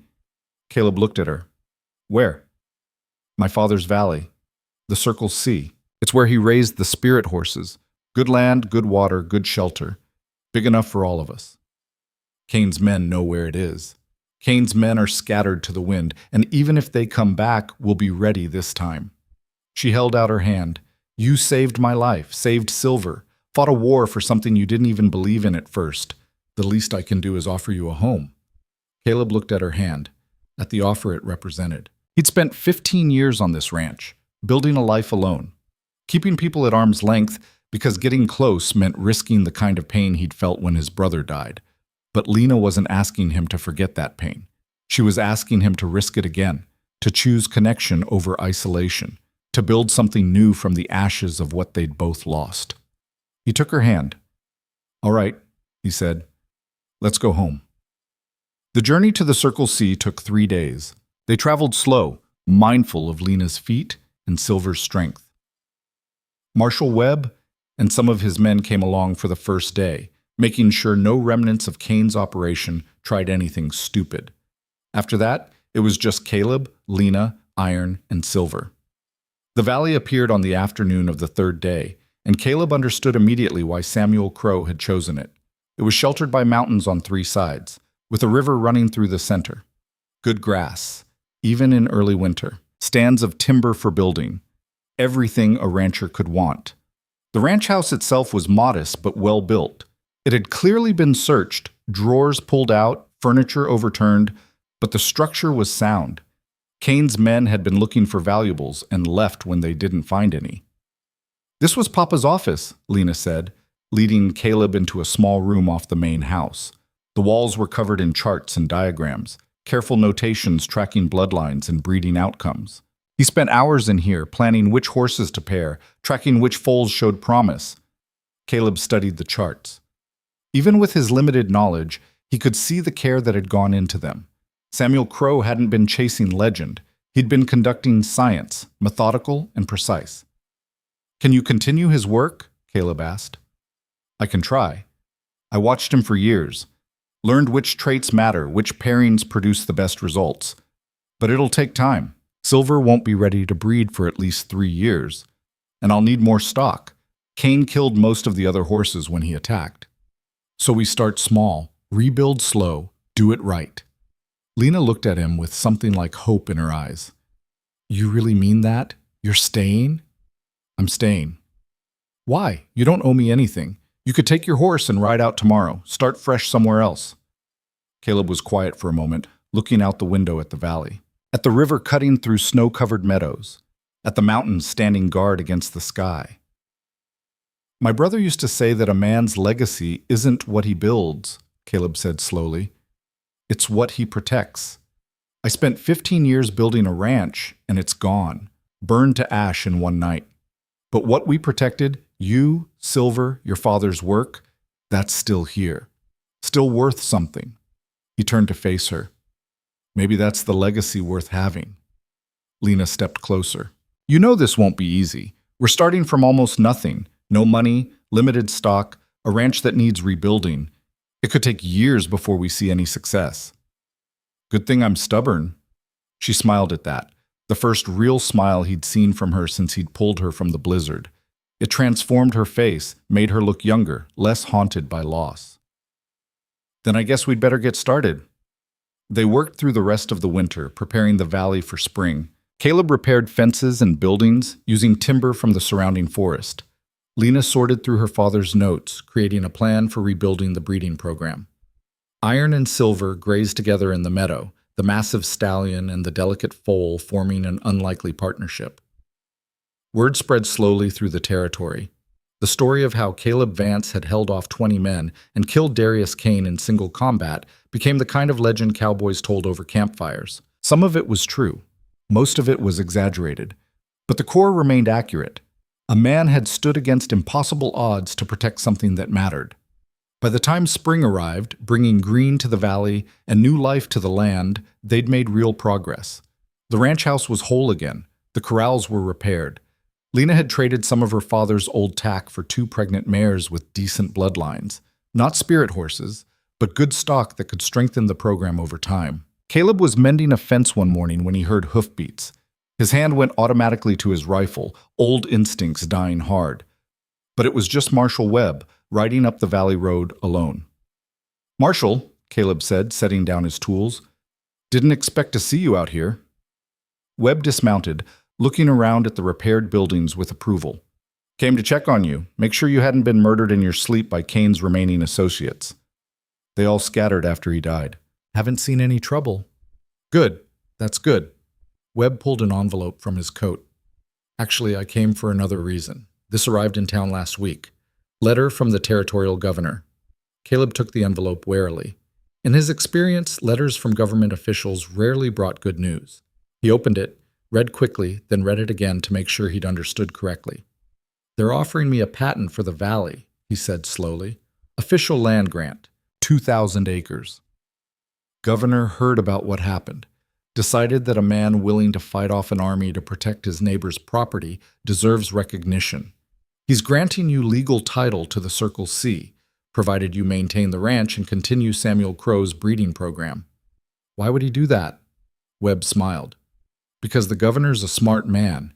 He knows that spirit horses, if they're real, would be valuable to the territory. And he knows that forcing you to hand them over would just make you disappear into the mountains. But giving you legal protection and official support, that makes you invested in staying, makes you a resource instead of a liability. Caleb looked at the letter again. It was more than he'd dared hope for. Legal protection meant Kane's remaining business partners couldn't come after the ranch through courts or legal maneuvering. It meant Lena could rebuild her father's work without fear of being run off the land. There's a catch, Webb said. Always is with government deals. What is it? They want right of first refusal on any horses you produce. Not forcing you to sell, just asking for the chance to buy before you sell to private individuals. Fair market price, no coercion. And if we refuse? Then the grant is void and the land goes up for public auction. Webb shrugged. Like I said, the governor's smart. He's protecting his interests while pretending to protect yours. Caleb thought about it, about what Samuel Crow would have wanted, about what Lena was trying to build, about the difference between partnering with power and being controlled by it. I'll need to discuss it with Lena, he said finally. It's her father's legacy. She should have a say in how it continues. Fair enough. You've got 60 days to respond. Webb climbed back on his horse. One more thing. There's talk in town about you and Miss Crow, people wondering about your arrangement out here. People can wonder all they want. Just saying, you might consider making things official. Stops the gossip, gives you both legal protections you wouldn't have otherwise. Caleb felt heat rise in his face. We're not. Webb held up a hand. Not my business, just offering advice. Think about it. He rode away, leaving Caleb standing in the meadow with a land grant in one hand and a future he hadn't expected in the other. Lena found him an hour later, still standing in the same spot. You look like you've seen a ghost. Not a ghost, a choice. He handed her the letter. She read it carefully, her expression shifting from surprise to calculation to something that might have been hope. This is what Papa always wanted. Legal recognition, official protection, the ability to build something that would last beyond one generation. There's a catch. There's always a catch. But this one seems fair. Right of first refusal isn't ownership. We'd still control breeding decisions, still choose which horses to sell and when. The territory just gets first chance to buy. So you want to accept? Lena looked out at the valley, at the mountains, at the river, at silver grazing peacefully beside iron. I want to accept, but this affects both of us. You've earned a say in this decision. It's your father's legacy. It's our ranch now, isn't it? The question hung between them. Caleb thought about the past months, about fighting side by side, about building something together from ruins and loss, about choosing to stay when leaving would have been easier. Yeah, he said quietly. I guess it is. Then we decide together, both of us, equal partners. She held out her hand the same way she'd done in the ruins of his destroyed ranch, offering partnership, offering trust, offering a future built on something more solid than just survival. Caleb took her hand, equal partners. They signed the acceptance letter that evening, witnessed by Marshal Webb, who'd conveniently decided to stay overnight rather than ride back to town in the dark. The marshal smiled knowingly as he watched them work together, finishing each other's sentences, moving in the synchronized way of people who'd learned to anticipate each other's needs. You two work well together, Webb observed. We've had practice, Lena replied. More than practice. You've got the kind of partnership my wife and I took 10 years to build. You did it in 3 months. Caleb and Lena exchanged glances. Neither of them had put a name to what was growing between them. It felt too fragile, too new, like something that might break if examined too closely. But Webb was right. They'd become partners in ways that went beyond just running a ranch. They'd become each other's support, each other's strength. The person you turned to when the darkness got too heavy and the fight seemed impossible. World doesn't give you the luxury of taking things slow out here, Caleb said. You either commit or you don't. And you've committed? Webb asked. Caleb looked at Lena, at the woman who'd survived a blizzard and murder and impossible odds. who'd fought beside him and trusted him with the last remnant of her father's legacy, who made him believe that maybe second chances weren't just stories people told to feel better about their failures. "Yeah," he said, "I've committed." 3 months later, on the first warm day of spring, Caleb and Lena were married in the valley with Marshall Webb officiating and Iron and Silver as witnesses. It was a simple ceremony, no fancy clothes, no big celebration. Just two people choosing to build a future together in a territory that didn't promise anything except hardship and possibility. Silver was growing fast, her silver coat gleaming in the sunlight. She'd bonded with Lena in the way only spirit horses could, following her everywhere, responding to unspoken commands. Watching them together, Caleb understood what Samuel Crow had been trying to preserve. It wasn't just about breeding better horses. It was about maintaining a connection between humans and animals that went deeper than ownership or utility. The two mares they'd acquired gave birth that spring, producing healthy foals that showed promise. Not spirit horses, not yet, but strong stock that could be bred with Silver's eventual offspring to strengthen the bloodline. By summer, they had enough saved to buy another mare with documented lineage, going back to the original spirit horse lines. She cost them everything they'd earned from selling two of the regular foals, but Lena insisted it was worth it. "We need genetic diversity," she explained, showing Caleb her father's charts. "Silver can't rebuild the bloodline alone. We need at least 3 unrelated breeding lines to avoid inbreeding problems." "How long before we see results?" "Years. Maybe a decade before we have a truly stable population. But that's fine.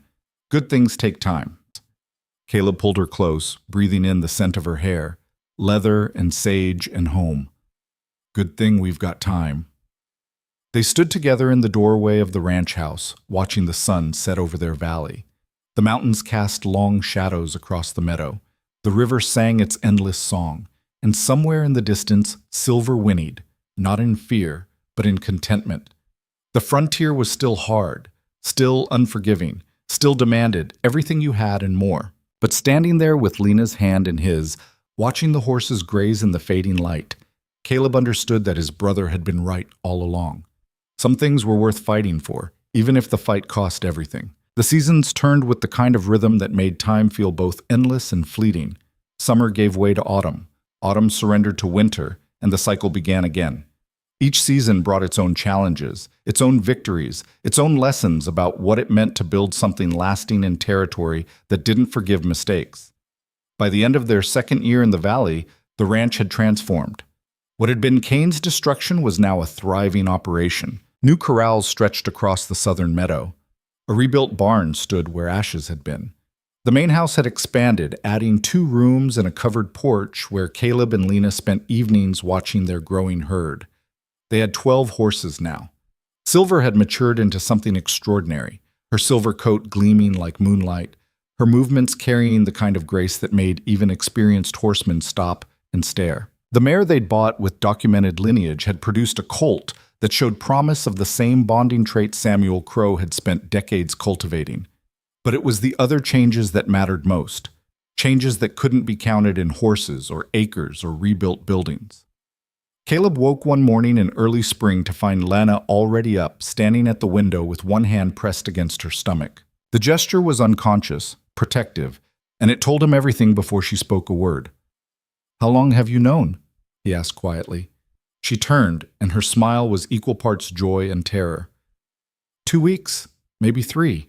I wanted to be certain before I said anything." Caleb crossed the room and pulled her close. "You're certain now." "As certain as I can be without seeing a doctor." "Then we ride to town tomorrow. Get you checked proper." "Caleb, it's a 2-day ride. I'm fine to wait another month." "I'm not." He pulled back to look at her face. "Lost too much already. I'm not taking chances with this." The fear in his voice surprised them both. Lena reached up and touched his face, her fingers tracing the scar above his eye, the one he'd gotten during the fight with Cain's men. "I'm not going anywhere," she said softly. "Neither is this baby. We're tougher than we look." Tough doesn't stop childbirth complications. Tough doesn't prevent fevers or bleeding or any of the 100 things that can go wrong. No.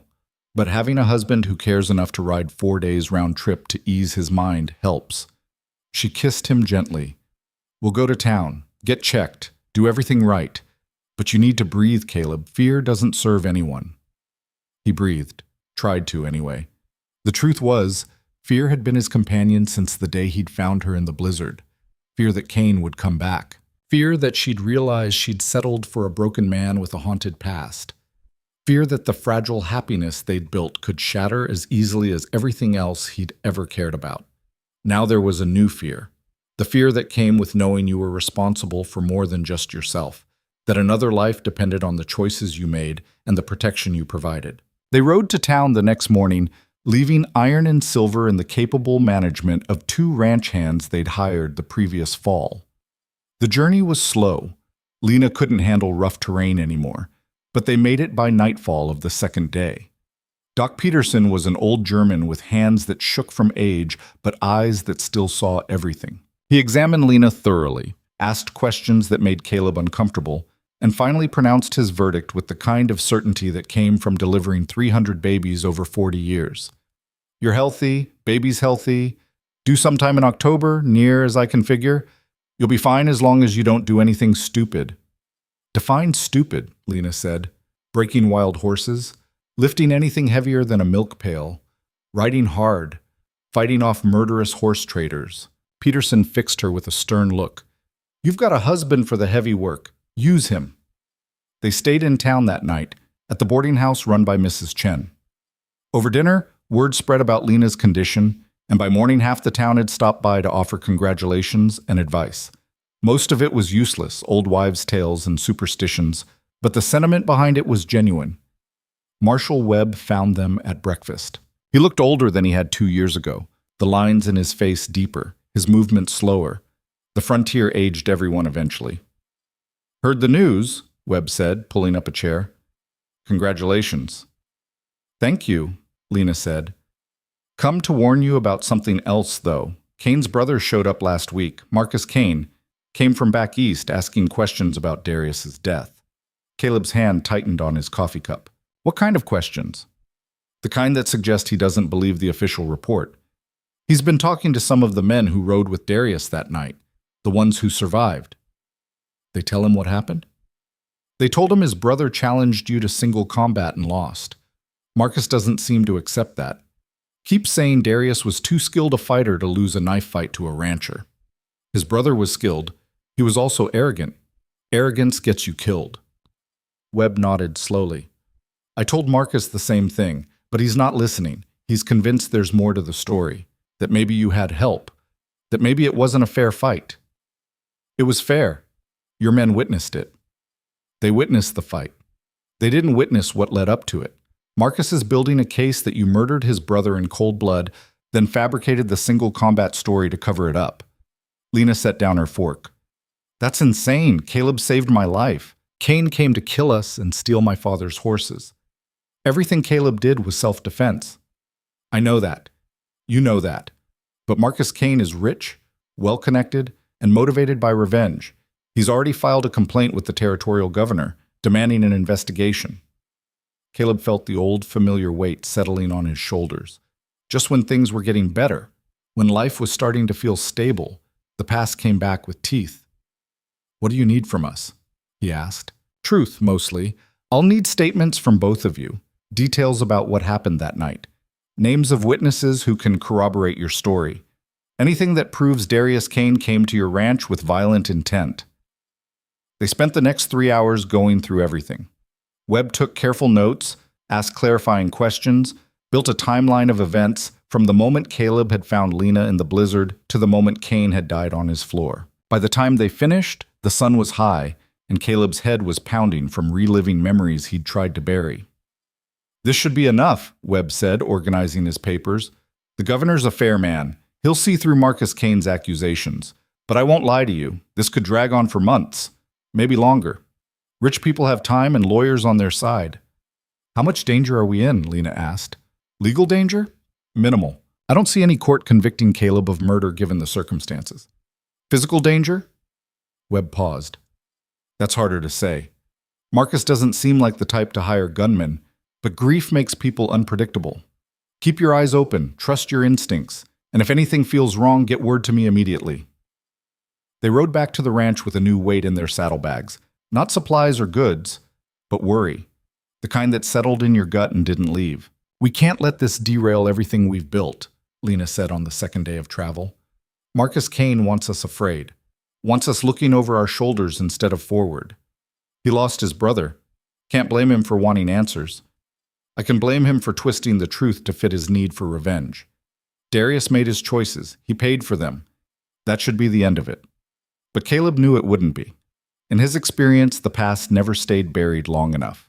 It always found a way to claw back to the surface, demanding attention, demanding blood. They arrived home to find trouble of a different kind. One of their mares was in distress, circling her stall, sides heaving with contractions that weren't progressing. Tom, their older ranch hand, met them at the gate with worry written across his weathered face. "She's been like this for 6 hours," Tom said. "Foals breech. I've tried to turn it, but she won't let me close enough." Caleb and Lena exchanged glances. A breech birth could kill both mare and foal if not handled correctly, and this mare was one of their best breeding stock. Losing her would set their program back years. "I'll handle it," Lena said, already moving toward the barn. "You heard what the doctor said," Caleb reminded her. "Nothing stupid." "And you heard what I said. We've got a husband for the heavy work." She looked at Tom. "Get me hot water, clean towels, and rope. Caleb, you're going to hold her steady while I work." The next 2 hours were a study in controlled chaos. The mare fought them, terrified and in pain, while Lena worked with steady hands to reposition the foal. Caleb held the mare's head, talking to her in the low, calm voice he'd learned from years of handling frightened animals. "Easy now. We're trying to help. I know it hurts, but you've got to trust us. Just a little longer."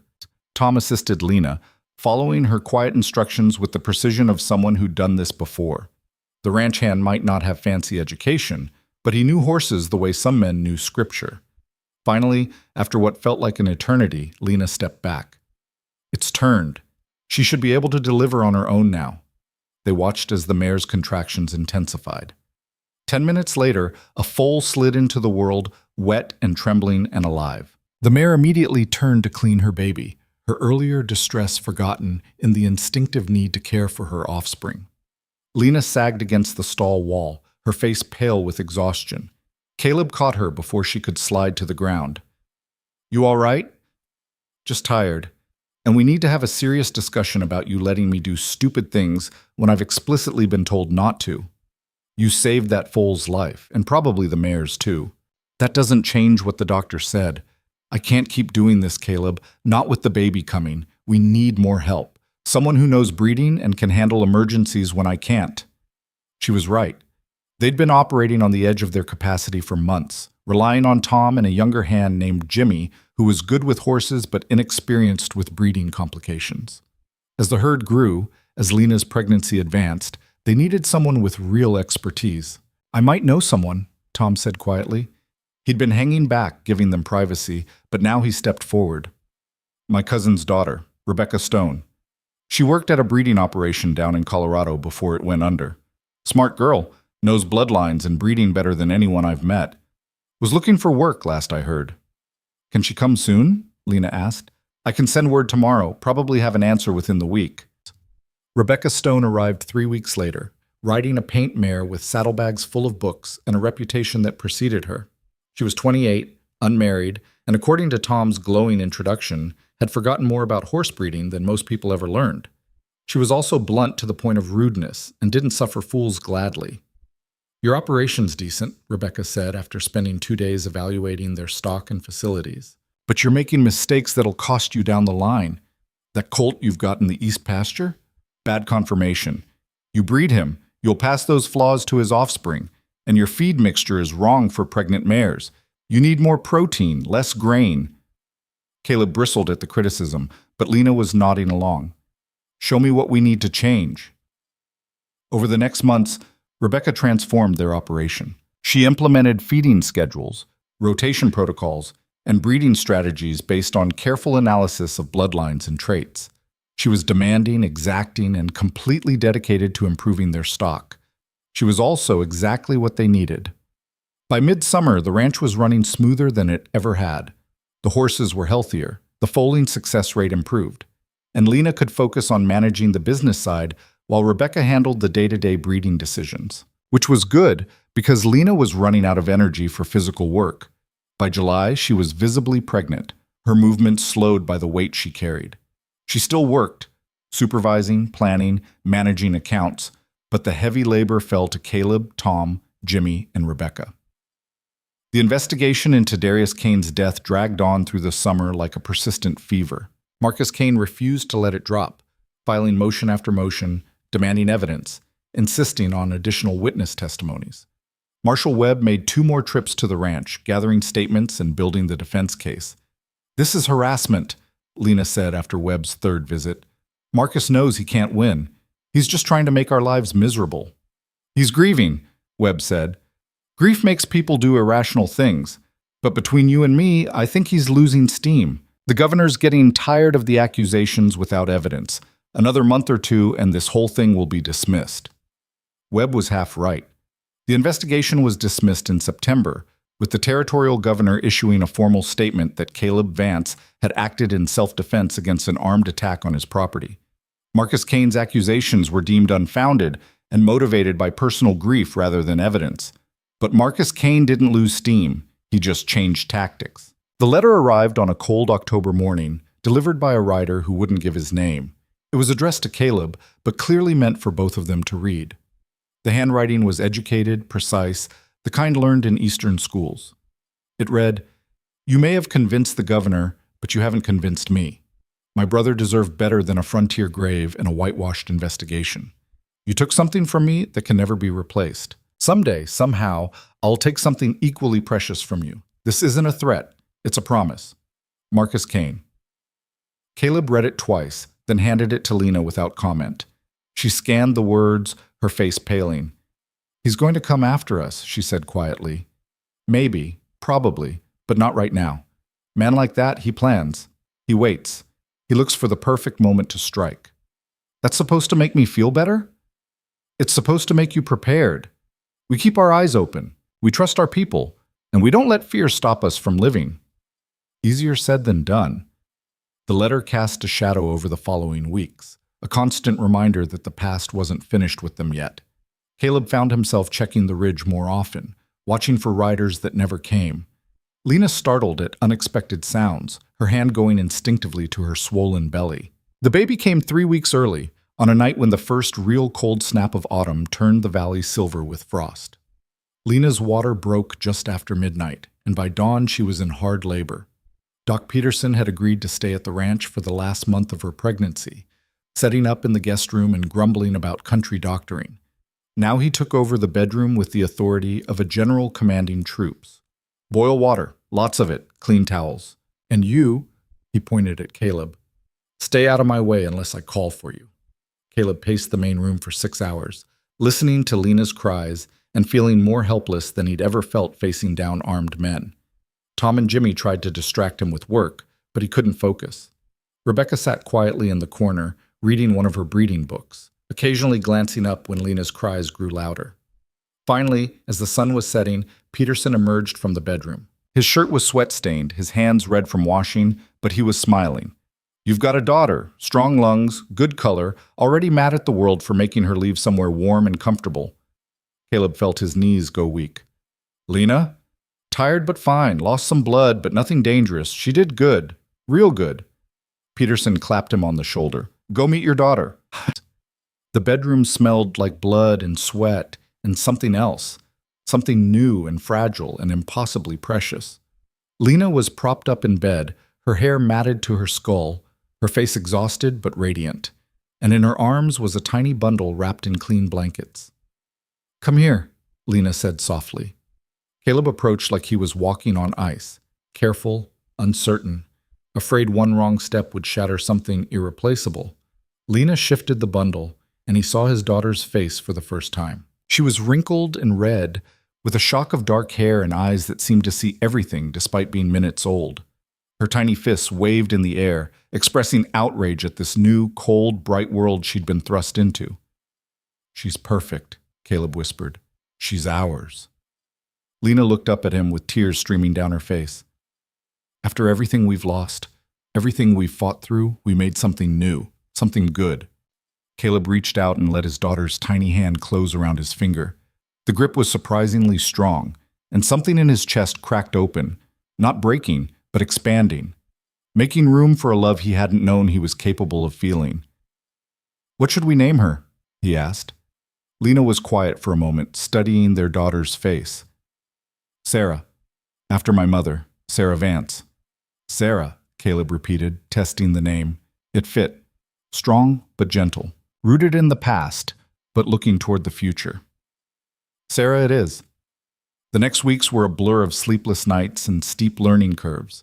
Sarah proved to have her mother's stubbornness and her father's iron will, demanding attention at all hours and refusing to be placated by anything except exactly what she wanted when she wanted it. But watching Lena hold their daughter, singing old songs her own mother had taught her, Caleb understood that this was what they'd been fighting for all along. Not just survival. Not just revenge or justice or protecting Samuel Crow's legacy. This. A future where new life could grow in soil watered by sacrifice and blood. Winter came early that year, bringing snow that covered the valley in white silence. The horses grew thick coats and huddled together for warmth. The ranch hands built fires in the bunkhouse and told stories that got taller with each retelling. And in the main house, Caleb and Lena learned what it meant to be parents. To be responsible for something more precious than horses or land or legacy. To understand that every choice they made would ripple forward into a future they couldn't control but desperately wanted to shape. On Christmas Eve, they gathered in the main room. Caleb, Lena, Sarah, Tom, Jimmy, Rebecca, and Doc Peterson, who'd decided to stay through the holidays.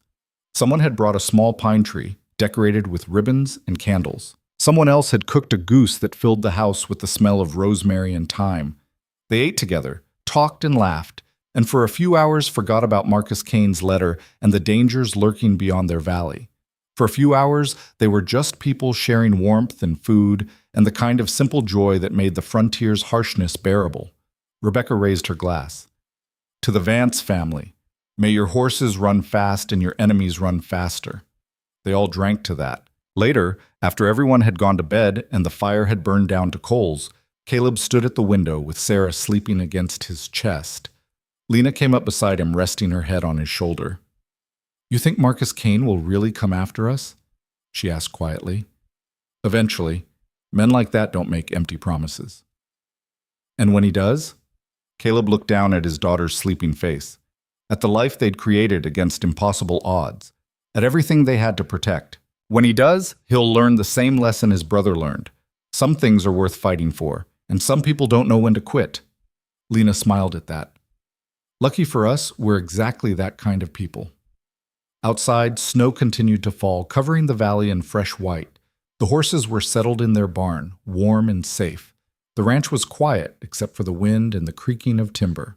And for now, that was enough. The winter that followed Sarah's birth was the coldest anyone in the territory could remember. Snow fell in waves that buried fences and turned the valley into a world of white silence. The horses huddled in the barn, their breath forming clouds in the frozen air. The river froze solid enough to walk across, something Tom said he'd only seen twice in 40 years. But inside the ranch house, warmth persisted. Sarah grew despite the cold, her cries filling rooms that had known too much silence for too long. Lena recovered her strength slowly, spending hours by the fire with their daughter, while Caleb and the ranch hands fought to keep the animals alive through the brutal weather. Marcus Kane's letter sat in Caleb's desk drawer, unread but not forgotten. Like a loaded gun hidden in plain sight, its presence shaped decisions even when no one spoke of it directly. Extra care was taken with the night watch. Strangers were noted and questioned. The rifle stayed loaded by the door. But winter passed without incident, and spring arrived with the kind of explosive growth that made you forget the cold had ever existed. Grass pushed through snow, the river thawed and roared with runoff, and the horses, all 23 of them now, shed their winter coats and ran through the meadows like they were celebrating their own survival. Silver had been bred the previous fall, carefully paired with a stallion Rebecca had found with impeccable bloodlines. Now, in late spring, she was heavily pregnant and moving with the careful deliberation of a mare close to foaling.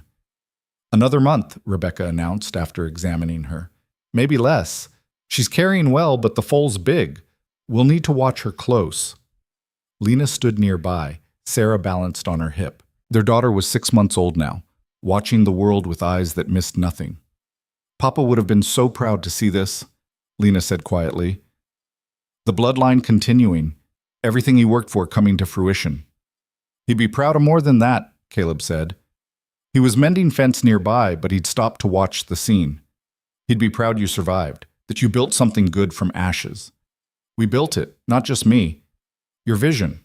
I just provided the labor.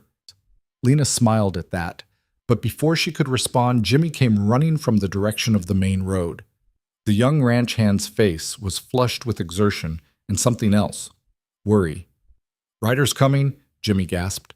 6 of them, well armed. They stopped at the property line, sent one man forward with a white flag. Caleb's hand went automatically to his hip, but he'd left his pistol in the house. White flag means they want to talk. Or they want us to think they want to talk, Rebecca said darkly. She'd heard the stories about Cain's attack, had seen the scars on both Caleb and the ranch itself.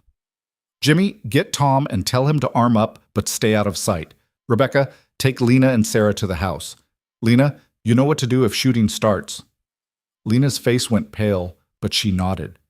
They'd prepared for this, had drilled it like a fire evacuation. She would take Sarah to the cellar through the tunnel and run for the neighboring ranch 5 miles south. Tom and Jimmy would provide covering fire while Caleb held the main house. But Caleb was hoping it wouldn't come to that. The rider with the white flag was older than Caleb expected, maybe 50, with silver in his hair and the bearing of someone accustomed to authority. He wore expensive clothes unsuited for frontier travel and rode a thoroughbred that had probably cost more than Caleb's entire herd. He stopped 30 feet from where Caleb stood, keeping his hands visible and away from the pistol at his belt. Mr. Vance, I presume. You presume correctly, and you are? Richard Coleman, attorney at law, representing the estate of Darius Cain and his surviving family. Caleb's jaw tightened. So Marcus had sent a lawyer instead of gunmen. Smart, harder to defend against legal attacks than physical ones. If you're here to serve papers, I've already been cleared by the territorial governor. The investigation's closed. I'm aware. I'm not here about the investigation. Coleman shifted in his saddle, and for the first time, Caleb saw something other than professional composure in his face.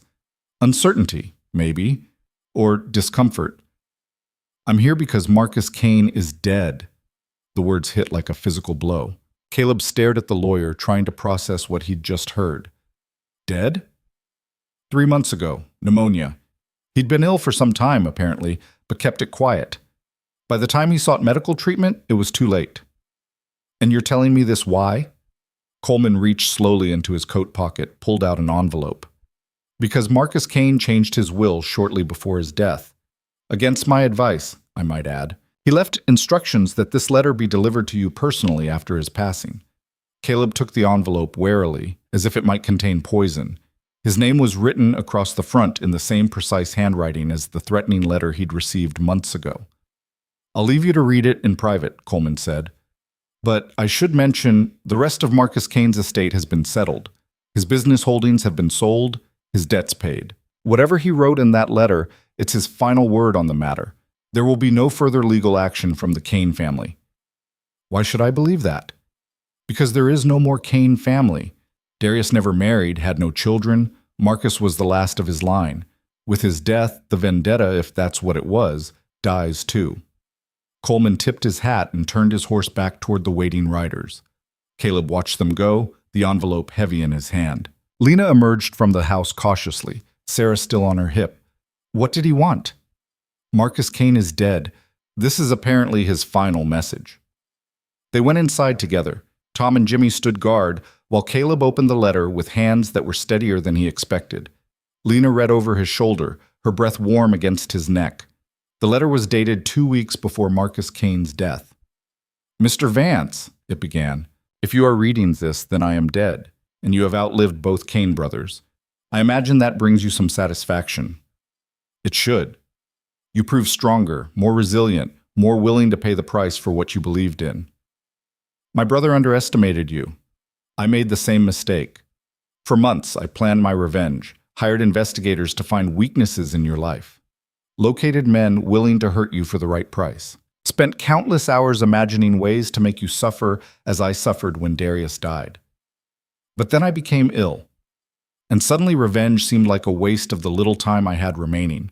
I found myself thinking about what Darius had become in his final years, obsessed with control, willing to kill for horses, unable to accept that some things couldn't be owned or dominated.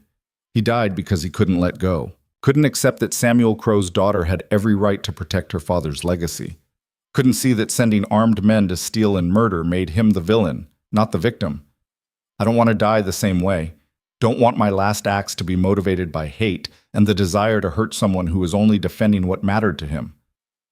So I'm letting it go. The vendetta, the anger, the need for revenge. I'm choosing to believe that perhaps Darius got what he deserved, and you were simply the instrument of that justice. Take care of your family, Mr. Vance. Protect what you've built, and know that the Kane brothers will trouble you no more. Marcus Kane. Caleb read the letter twice, then handed it to Lena. She scanned it silently, tears forming in her eyes. He let it go, she whispered. He actually let it go. Dying has a way of clarifying what matters. Do you believe him? That there won't be any more threats? Caleb thought about it. About Coleman's words, about the careful legal language ensuring no further action, about a man facing death and choosing peace over revenge. Yeah, he said finally. I believe him. The relief that flooded through both of them was almost physical. For nearly 2 years, they'd lived with the shadow of Marcus Kane's promise hanging over them. Every stranger was a potential threat. Every unexpected visitor was a possible attack. Now, suddenly, that weight was lifted. We're free, Lena said, and it sounded like prayer. We're actually free. That night, they burned both letters in the fireplace, watched the paper curl and blacken and turn to ash, watched the smoke carry the last remnants of the Kane brothers' influence up the chimney and into the night sky, where it would disperse and disappear. It's over, Caleb said as the last fragments disintegrated. Really over. Lena leaned against him, Sarah asleep in her arms. Now what? Now we live. The way we should have been living all along. Silver fold 3 weeks later, on a clear morning when the valley was gold with early sunlight. Rebecca and Lena attended the birth while Caleb paced outside the barn, as nervous as he'd been during Sarah's arrival. The foal was a filly, silver white like her mother, but with darker markings along her legs. She stood within 20 minutes, already showing the spirit horse traits that made the bloodline so valuable. When Lena approached, the filly didn't shy away, but instead pressed her nose against Lena's hand, seeking connection. She's bonding already, Rebecca said with satisfaction. That's the trait we've been trying to preserve. Most foals take weeks to develop that kind of trust. She's doing it in minutes. Over the following months, the filly, named Star for the marking on her forehead, proved exceptional.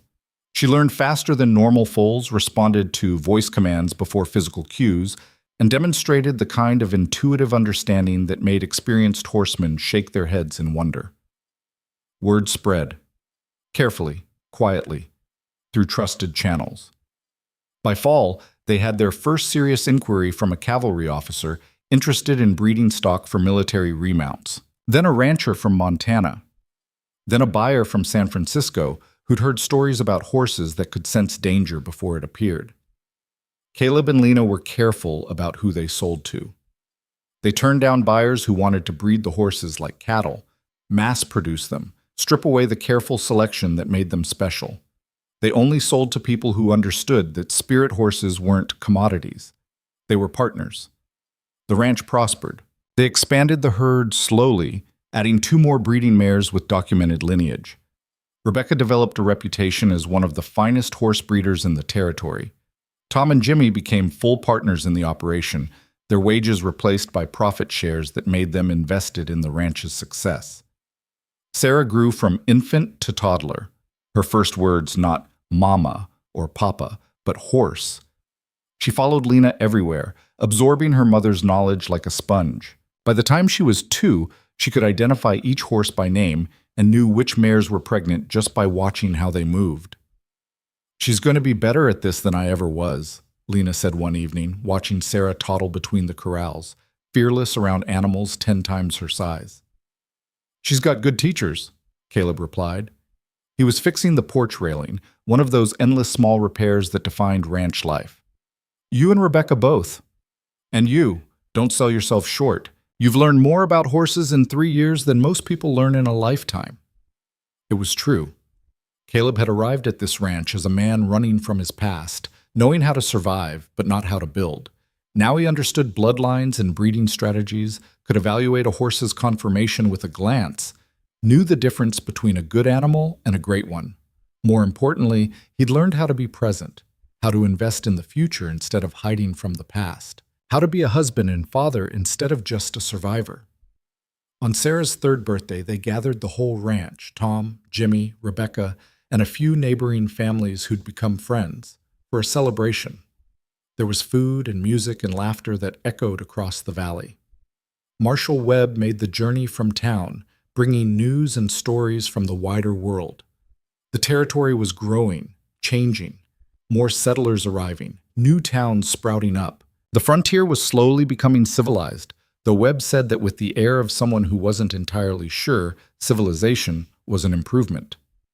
"Heard interesting news about your ranch," Webb said to Caleb while they watched the children play. "Governor's considering designating the spirit horse bloodline as territorial heritage, offering grants for preservation breeding programs. That would help? Rebecca's been saying we need better facilities if we're going to expand the program properly. There's talk of other things too. Formal recognition. Maybe even a breeding registry so people can verify authentic spirit horse lineage. You and Lena would be at the center of that." Caleb considered it. Recognition meant attention. Attention meant scrutiny. But it also meant protection. Legal, official, the kind that would prevent another Darius Kane from trying to steal or destroy what they'd built. "We'd have to discuss it with Lena and Rebecca. This isn't just my decision anymore." Webb smiled at that. "You've changed, Vance. When I first met you, you were a man alone who wanted to stay that way. Now you're talking about collaborative decisions and partnerships. Turns out being alone isn't as appealing as I thought it was. Most people figure that out eventually. You just took the long way around." The party continued into the evening. Sarah fell asleep in her mother's arms, exhausted from excitement. The adults sat on the porch, watching stars emerge in the darkening sky, sharing stories and plans and dreams for the future. This was what victory looked like, Caleb realized. Not the dramatic moment when Cain fell, not the legal vindication when Marcus's vendetta died with him. This, the quiet accumulation of good days, the slow building of something that would outlast them all. 2 years later, when Sarah was 5 and already helping Rebecca with basic horse care, Lena found herself pregnant again. This time, Caleb didn't panic. They'd done this before, knew what to expect, had Doc Peterson on standby and a plan in place. Their son was born in early spring, during a thunderstorm that rattled the windows and made the horses restless. He came faster than Sarah had, entering the world with a cry that announced he would not be ignored.